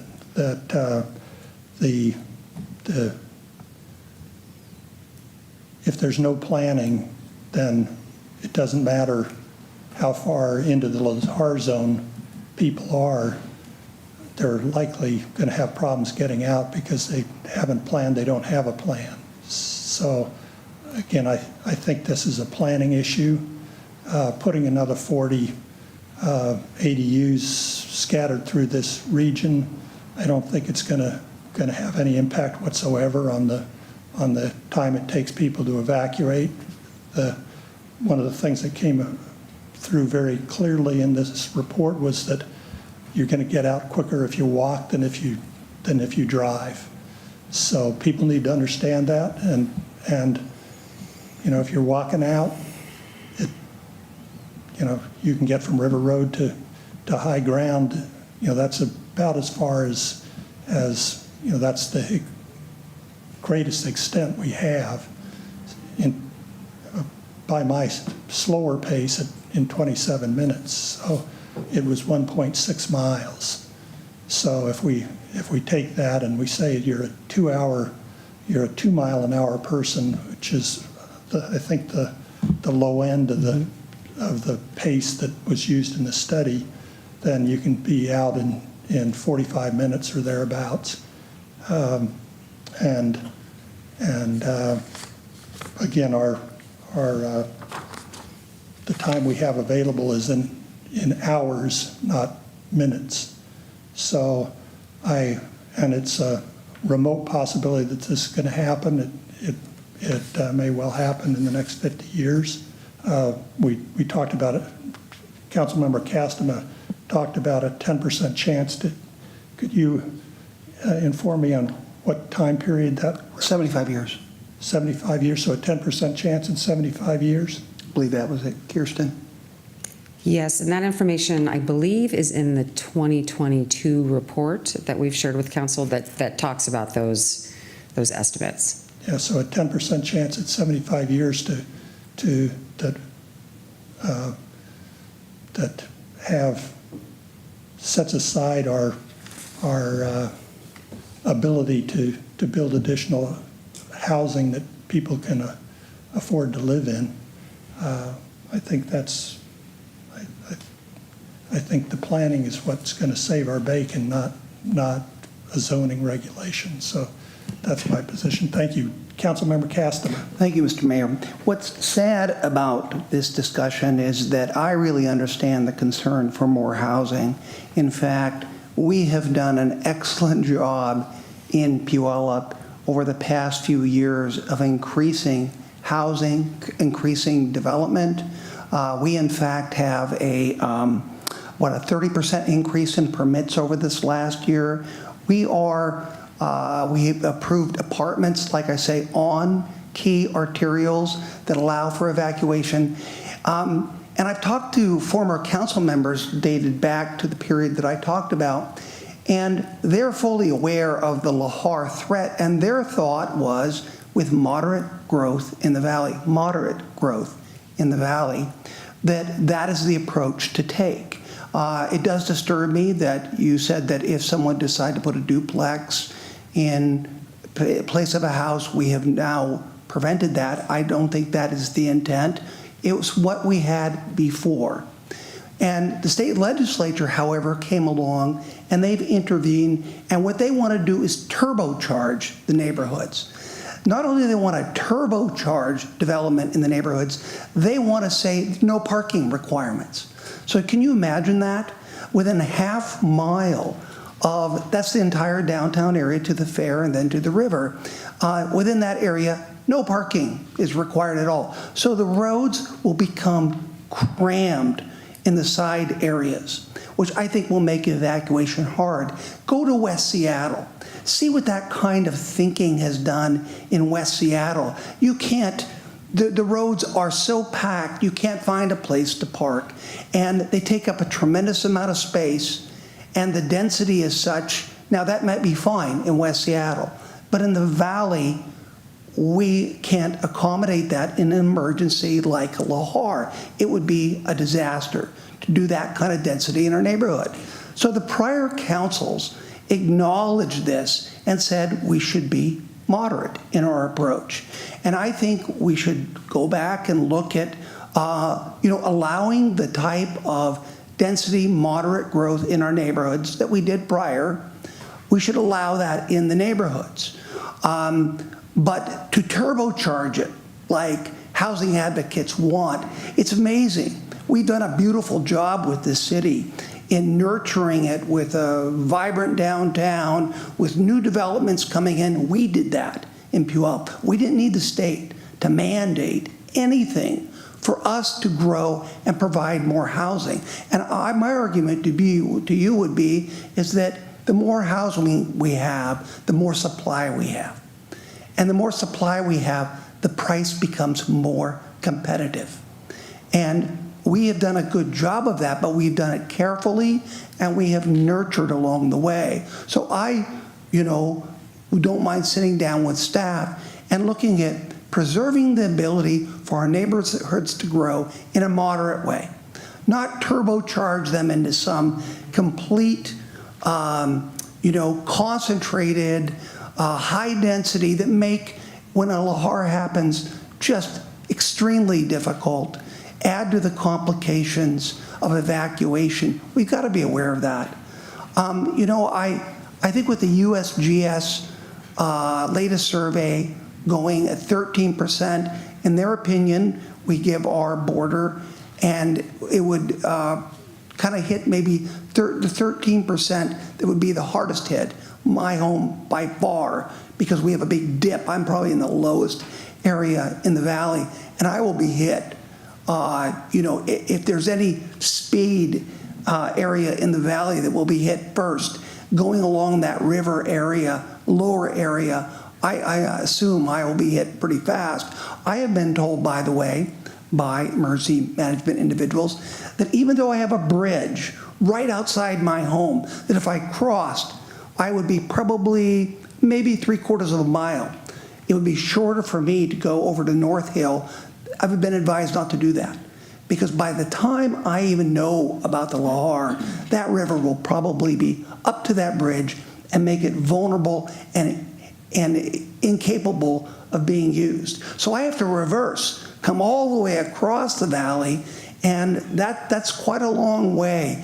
And if you add to that, kind of this, this bludgeon approach to density and approach to neighborhood development in the valley where they're vulnerable, I think you just enhance the possibility of hazard and casualties. And it won't be pretty, folks. That's all I'm going to say.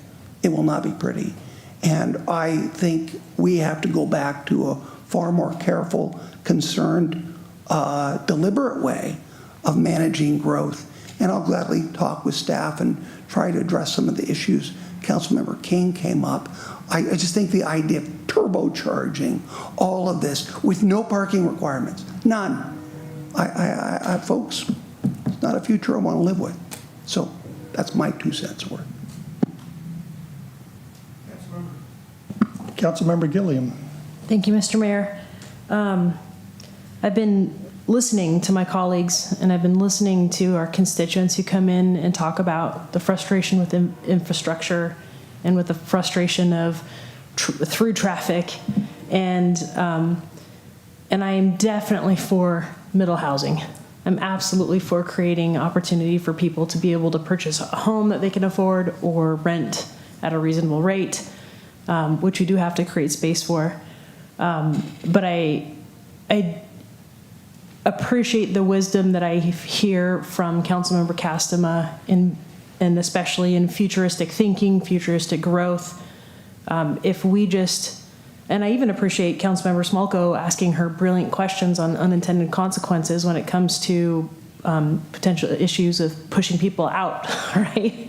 So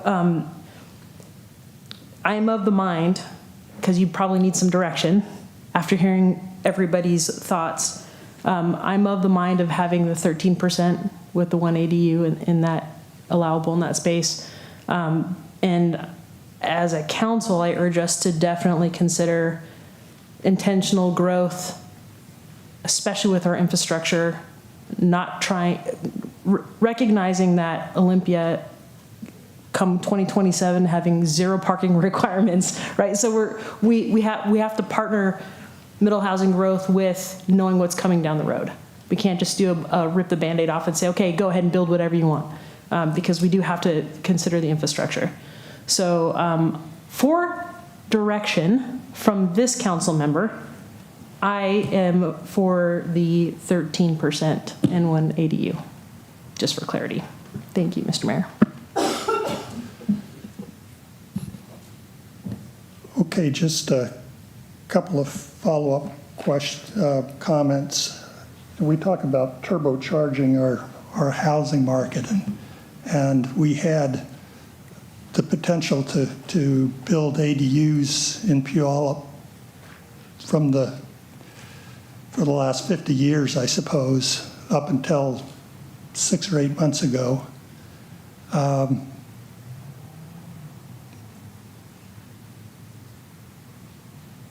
Katie, did you have people standing in line at your desk putting in applications to put in ADUs? Prior to the prohibition, we had a lot of people asking questions about when the new ADU regulations would take effect. And since the prohibition, we've probably had 2 to 3 dozen property owners that have been told no, that they cannot build in the Lahar zone. Okay, so I'm not sure I classify that as being a turbocharge. But again, I'm really asking about the previous 50 years. How many ADUs do you suppose we put in the previous 50 years? A small handful each year. I want to say 2015 or 2016, the city council started allowing detached ADUs, and the numbers did increase at that time. Council also reduced impact fees for ADUs at that time. That was a big incentive then for people, regular homeowners, to be able to build ADUs on their property. But it was still a handful a year. So our previous council actually wanted to encourage ADUs. Yes, the previous council took action to do that. So we're now kind of turning backwards and proposing to restrict ADUs. So we're kind of going against what the previous councils were trying to do. Okay. And, you know, the idea, again, Councilmember Caston has thrown out Seattle, and you know, I think we could change all of our zonings and we'd never look like Seattle. I just don't think so.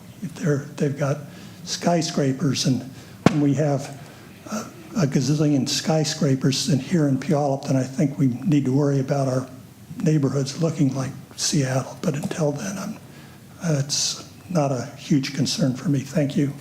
Councilmember Caston. Thank you, Mr. Mayor. Yeah, I was referring to West Seattle, which I think, if you look at the neighborhoods, they're far more similar to ours.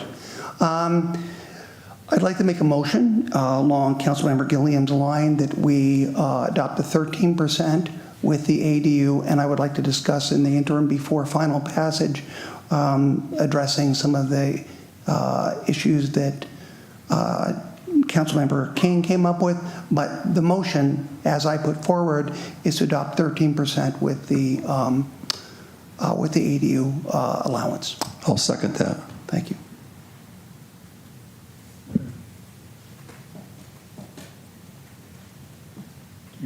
Deputy Mayor Johnson, do you want to comment further? Yes. In addition to seconding that,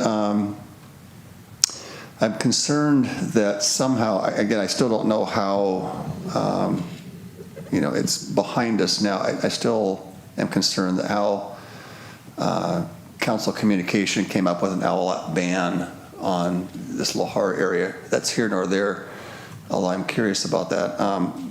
But more importantly, at this point, you mentioned that there's some folks who were told no.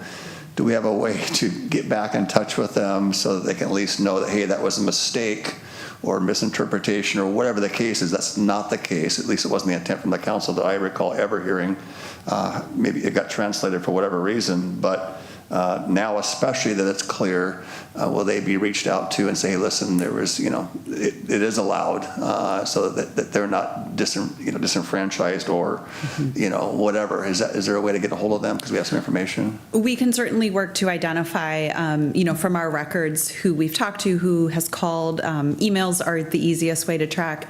Counter visits are going to be a little more difficult, but we do intend, once council finalizes this ordinance, to do substantial substantial public notification and outreach. And we have been telling customers in the last few weeks that council is considering an amendment and to stay in touch and stay connected with us. Yeah, I'd like to see that response for those that were told it was outright banned as soon as tomorrow. I mean, start that process, getting on it, because they probably had plans, maybe they're looking at selling or who knows what they were doing, and we certainly want to correct that. So that would be my hope, is that ban communication is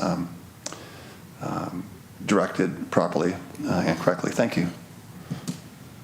Katie, I just have a clarification. You know, we talk about ADUs and middle housing in the same breath over and over again, and could you restate for me tonight where we are on middle housing, where we are on ADUs, and what this motion that's been made would change that? Absolutely. So ADUs have been, the new ADU regulations have been adopted since last year. That was a permanent ordinance, not an interim ordinance, that council adopted, that allows for 2 accessory dwelling units on any property up to, the units can be up to 1,000 square feet. And at the time, we understood the LAHAR prohibition to prohibit ADUs within the LAHAR zone. Under the ordinance before you tonight, we've modified that to allow 1 ADU within the LAHAR prohibition zone, whatever council adopts that boundary to be. With middle housing, that is a separate set of regulations from the state. So while it's in the same code section for us, they are dealt with separately, and we want to make sure we're in compliance with both sets of regulations. So again, the state requirement is to allow 2 middle housing units on any lot, so essentially allow a duplex, whether those are side-by-side units or one on top of the other, on any lot. Our understanding was that council wished to prohibit middle housing allowances within the LAHAR zone, so that was how the ordinance had been drafted. I'm understanding tonight that there may be a desire to look into allowances for duplexes. That's something we can look into bringing back at second reading. But the ordinance before you tonight allows 2 middle housing units on any lot, up to 4 units if 1 unit is affordable, or up to 4 units within a quarter mile of the sounder station. Except that, based on your direction, we would apply a LAHAR prohibition area, either the 13% map or the 24% map. I don't know if that helped or confused things more, but I'm happy to clarify. Yeah, that did help. So we've talked primarily about ADUs tonight, but we've got a motion that affects. Does the motion actually affect it? Duplexes, essentially. Duplexes Yeah. as well. Duplexes to fourplexes. Yeah, so again, if we allow 1 ADU in a main house, it would seem like we also should, to be consistent, we ought to allow a duplex, which is basically a house with an attached larger ADU. Does that, I'd like to kind of pull my colleagues on that. Does that make sense to anybody else? Councilmember King. I had a question outside of that remark that you just made, but go ahead, and I don't have an opinion on that particular question.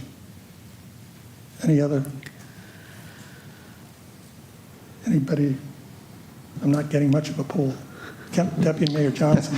Well, I'll chime in. It's my understanding from the motion and our discussion tonight, short of what you've inserted here, Mr. Mayor, which I'm happy to entertain, that any prohibition would just be to add 1 ADU, but not any other middle housing. That's how I understand the motion, so that's how I kind of seconded it. Now, if we wanted to amend it, we certainly could. I'm kind of thinking we should go forward with the motion as I understand it and as I seconded it, to just have the 1 ADU and no middle housing addition in that prohibited area.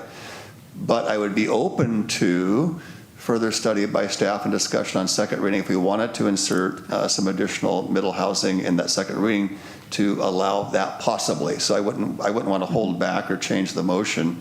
I say move forward as I understood it. And then if it made sense to include some additional middle housing in that prohibited area that we've identified at the 13%, that we could maybe address it at that time. So that's my thinking, Mr. Mayor, if that seems the will of the council. Okay, now Councilmember King. Thank you. How does this also affect multifamily? Anything at all? No, multifamily is regulated completely separately in a different zoning designation. This is specific to middle housing in single-family residential zones. So nothing regarding multifamily in the LAR? Correct. Not touched? Not touched, still allowed in those zones where it's allowed. Okay, thank you. Yep.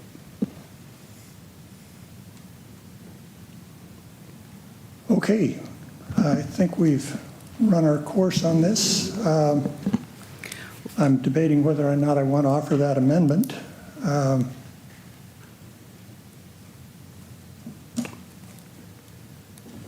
I will pass. Mr. Mayor? Yes. Yeah, I would gladly sit down with you in the interim between final passage and discuss this further. Okay, we'll take you up on that opportunity. But we have a motion that's been properly made and seconded. And noting that this is the first reading, all those in favor? Aye. Aye.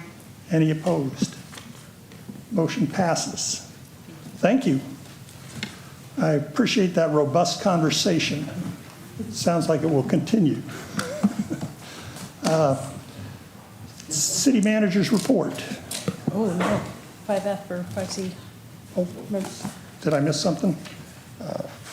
Yes, I believe 5C. Oh, 5C, yes, we've had it moved. Okay, so this 5C has to do with the award for David Evans and Associates, the design contract for the design on Valley Avenue Northwest Overlay Phase 3. Councilmember Smolko.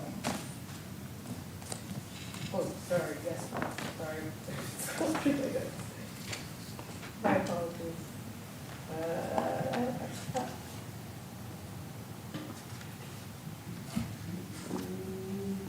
Okay. Thank you. I'll keep this actually pretty brief, might be surprising. Does the overlay design include pedestrian or bicycle safety improvements or just vehicular lanes? Yeah, I can answer that. Ken Davies, Public Works Director. So the overlay will include ADA improvements, which include the ADA ramps, and also there's a signal that will be impacted, and that will also get upgrades for the pedestrian push buttons. Can you educate me about what communities are most affected by the current road conditions in this corridor? So we'll be reaching out to the businesses that are in that area, as well as the tribe that's along that as well. And then you already answered my last question about ADA compliance, so thank you. That was it. Okay, thank you. Do I hear a motion to push forward on item 5C, the award? So moved. Second. All those in favor? Aye. Aye. Aye. Motion passes. Okay, now, City Manager's report. Yes, thank you. Your next meeting, Mr. Mayor and Council, is April 28th. At this point, the second reading of the middle housing ordinance, which you were just discussing, also will be having a presentation on the critical areas ordinance that will be coming forward before you. And also, potentially, the Puyallup School District has filed their petition for the street vacation in front of the gym there on the campus. That first presentation could be ready on April 28th. If not, it would be on May 5th. We're still working with the district on those dates. So there could be a presentation on the 28th. If not, it would be on May 5th. But definitely critical areas and middle housing will be the two items on the 28th. Thank you. Councilmember Gilliam. Thank you, Mr. Mayor.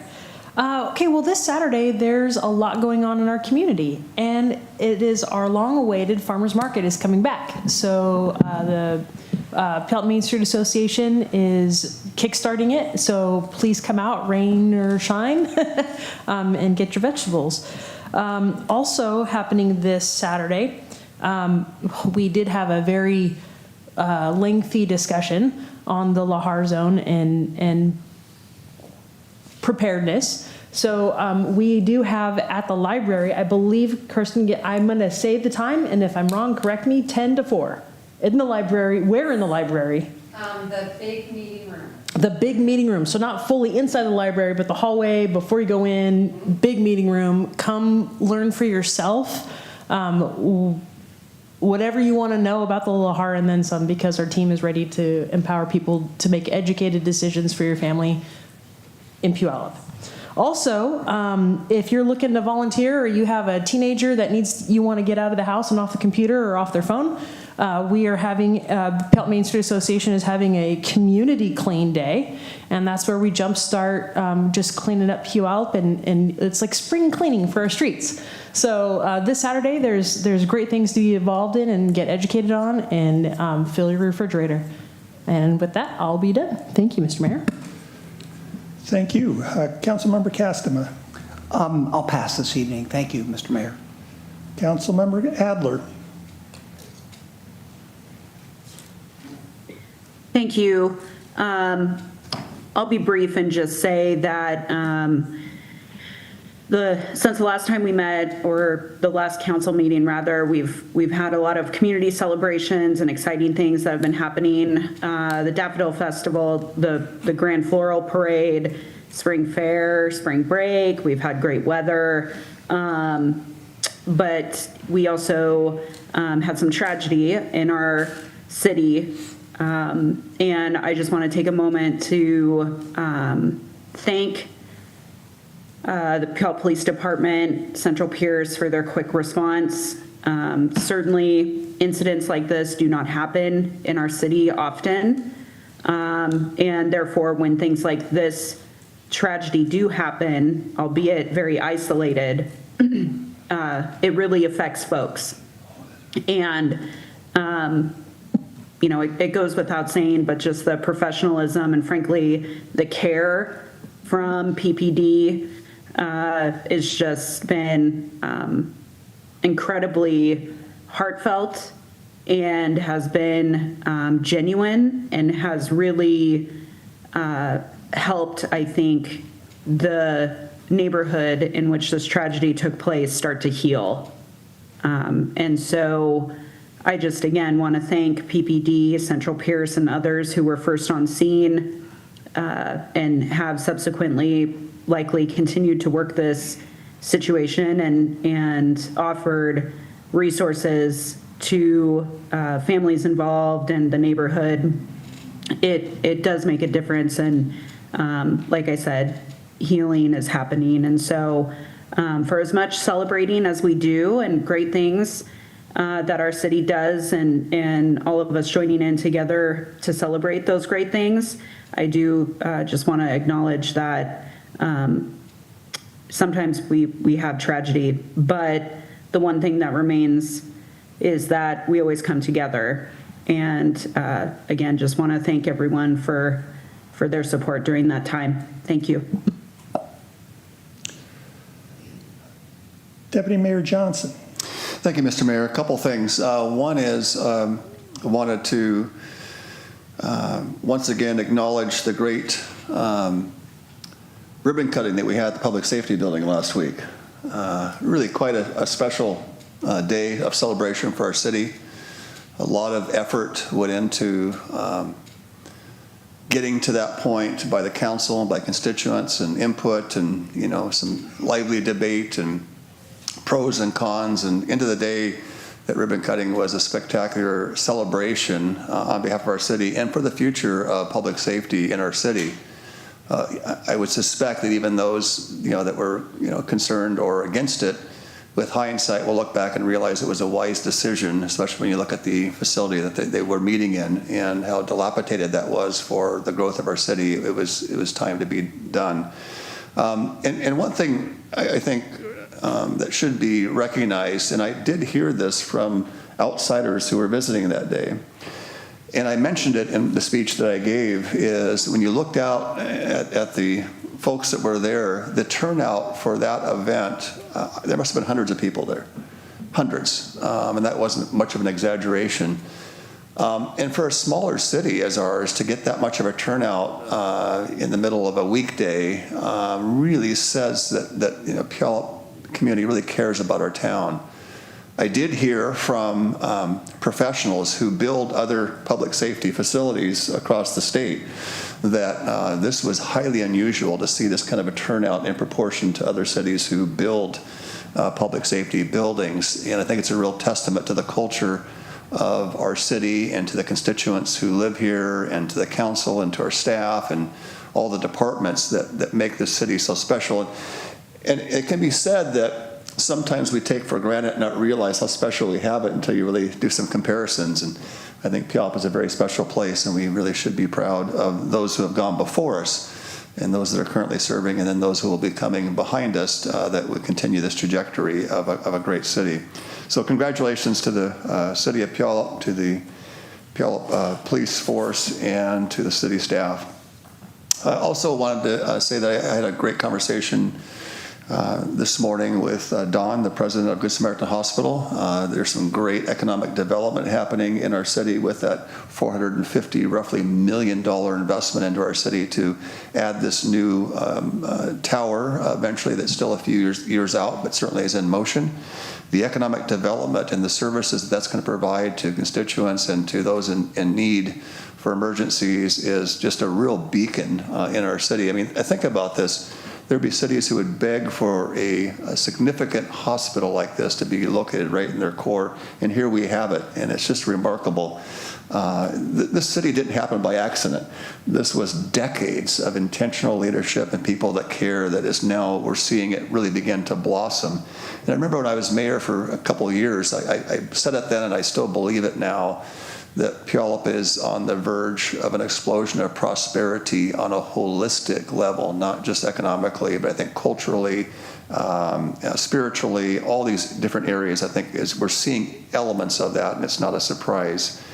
And then lastly, I do want to point out of a great event that's coming up on May 7th at the Washington State Fairgrounds. We are celebrating the 47th annual Pierce County Prayer Breakfast. This Pierce County Prayer Breakfast has gone on for 47 years. It was started in Tacoma by a mayor, and then it was kind of handed off to the business community who has taken it from there over the last 40-some years. It's always been held in Tacoma, and through a series of events, and I think I was the mayor at the time, they were running out of steam and ability to continue in Tacoma, so I said, why don't you come to Puyallup? We got this great venue called the Washington State Fairgrounds, and they made that move, and they haven't looked back since. And so that's coming up on May 7th. It just happens to coincide, and this will be continuing in perpetuity. Not only is it the Pierce County Prayer Breakfast, which is the largest in the state of Washington, and believe me, we're no Bible Belt here, so to have 1,000 to 1,500 people show up is quite remarkable for not being a Bible Belt state. But it also symbolically lands on a national event, which is the 74th annual National Day of Prayer, which was started by Democrat President Truman and was now affirmed on a permanent date on the first Thursday of every May by Ronald Reagan. So those things coalescing together is quite remarkable. And so if you're interested in that, you can find information on that. All of the elected officials will get a invitation from me and from others to join as guests and be part of it. I'm also glad I just found out from the governor's staff that the governor will be joining us on May 7th as a guest of honor. He'll be able to speak a few words. And so this is not political. This is a time that with political differences, we put those things aside, we gather together for prayer, and we're not going to get into a political rally at this one. So Governor Ferguson will be there, and the guest speaker for this particular event will be someone you might recognize if you've lived in Seattle for a while. It's the former Seahawks quarterback, Jim Zorn, will be sharing his testimony of his faith and his life, so he'll be speaking there. So anyway, heads up on that. It's a big event. It's pretty significant, and if you've never been, it's quite moving and quite inspiring, and very much, and I'm a church guy, but this is not like going to a church service. It's kind of a cool vibe, and very comfortable. It's not something you would feel uncomfortable with if you weren't necessarily a church person. So pretty special. Anyway, that's all I had, other than I wanted to say hi to Marla. Thank you, Marla. Councilmember King. Thank you, Mayor. I just want to echo the kind comments that Councilmember Adler said about the unfortunate incident over in the northwest sector of Puyallup that happened. And my thoughts and prayers are with those that were affected through that tragedy. I also want to talk a little bit about the public safety building. That was a spectacular event on a tremendous feat that we had went through over the past many years. It was a facility that was well needed in our community and an ever-growing and expanding city, and I think it will be able to justify itself for the many years and decades to come. So congratulations to everyone involved in that. I also want to touch base on a viral moment that happened last week regarding a young man, 12-year-old boy who was attacked by a dog as he was riding his bike down Pioneer.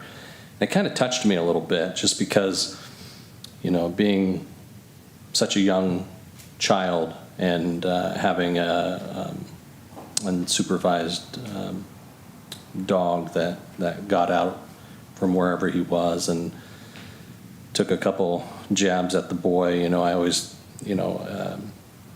I was just thinking, what if that was one of our kids? And and so I was very pleased with the extra response with the Metro Animal Services and the police department looking into that situation and being able to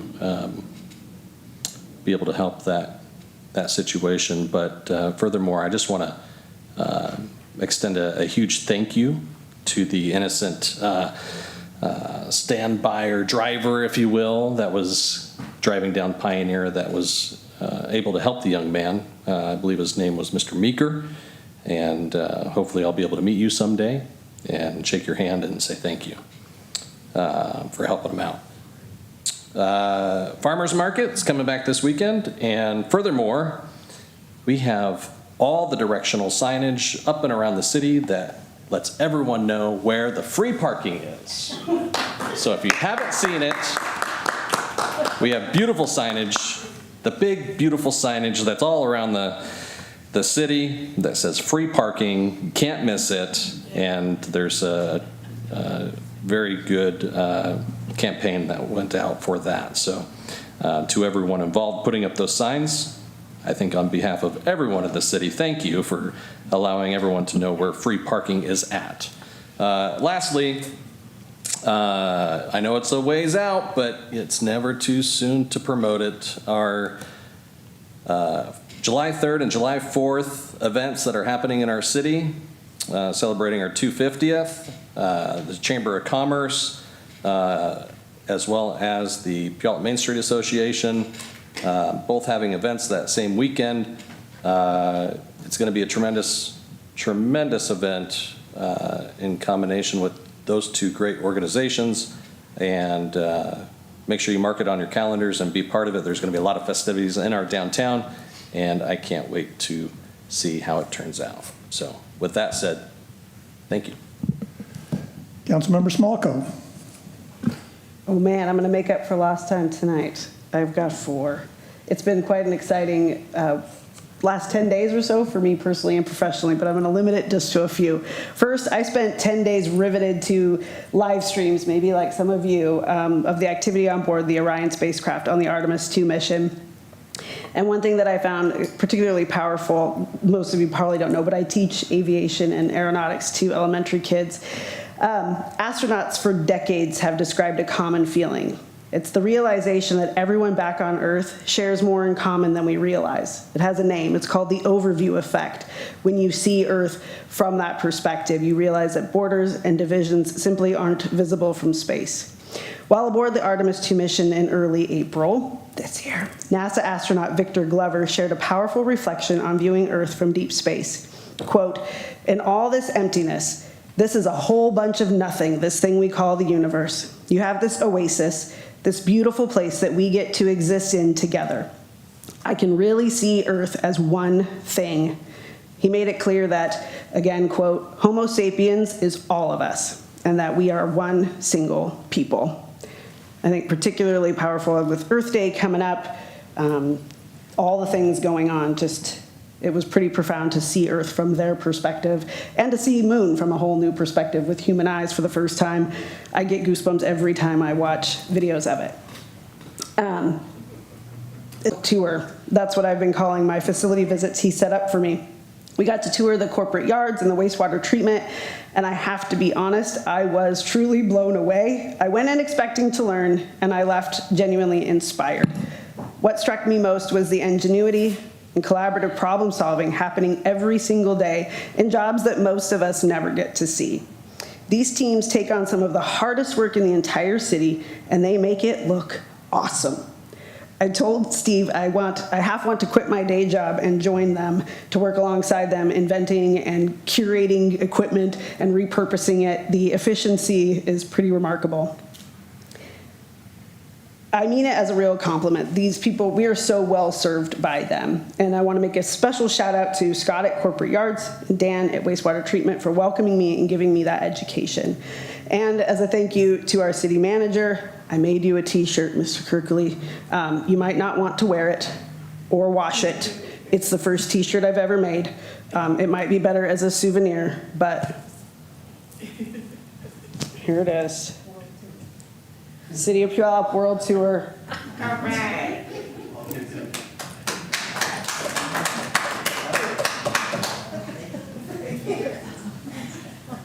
And that's it. Thank you. Okay, winding down, just another reminder about Earth Day coming up. And in my travels on looking at the Lahar zone, I did walk down 7th through the Puyallup High School campus, and I have to say that that not having traffic flowing through there was much more relaxing than in the days where students were dodging cars through that area. So we're going to be looking at street vacation there in the near future.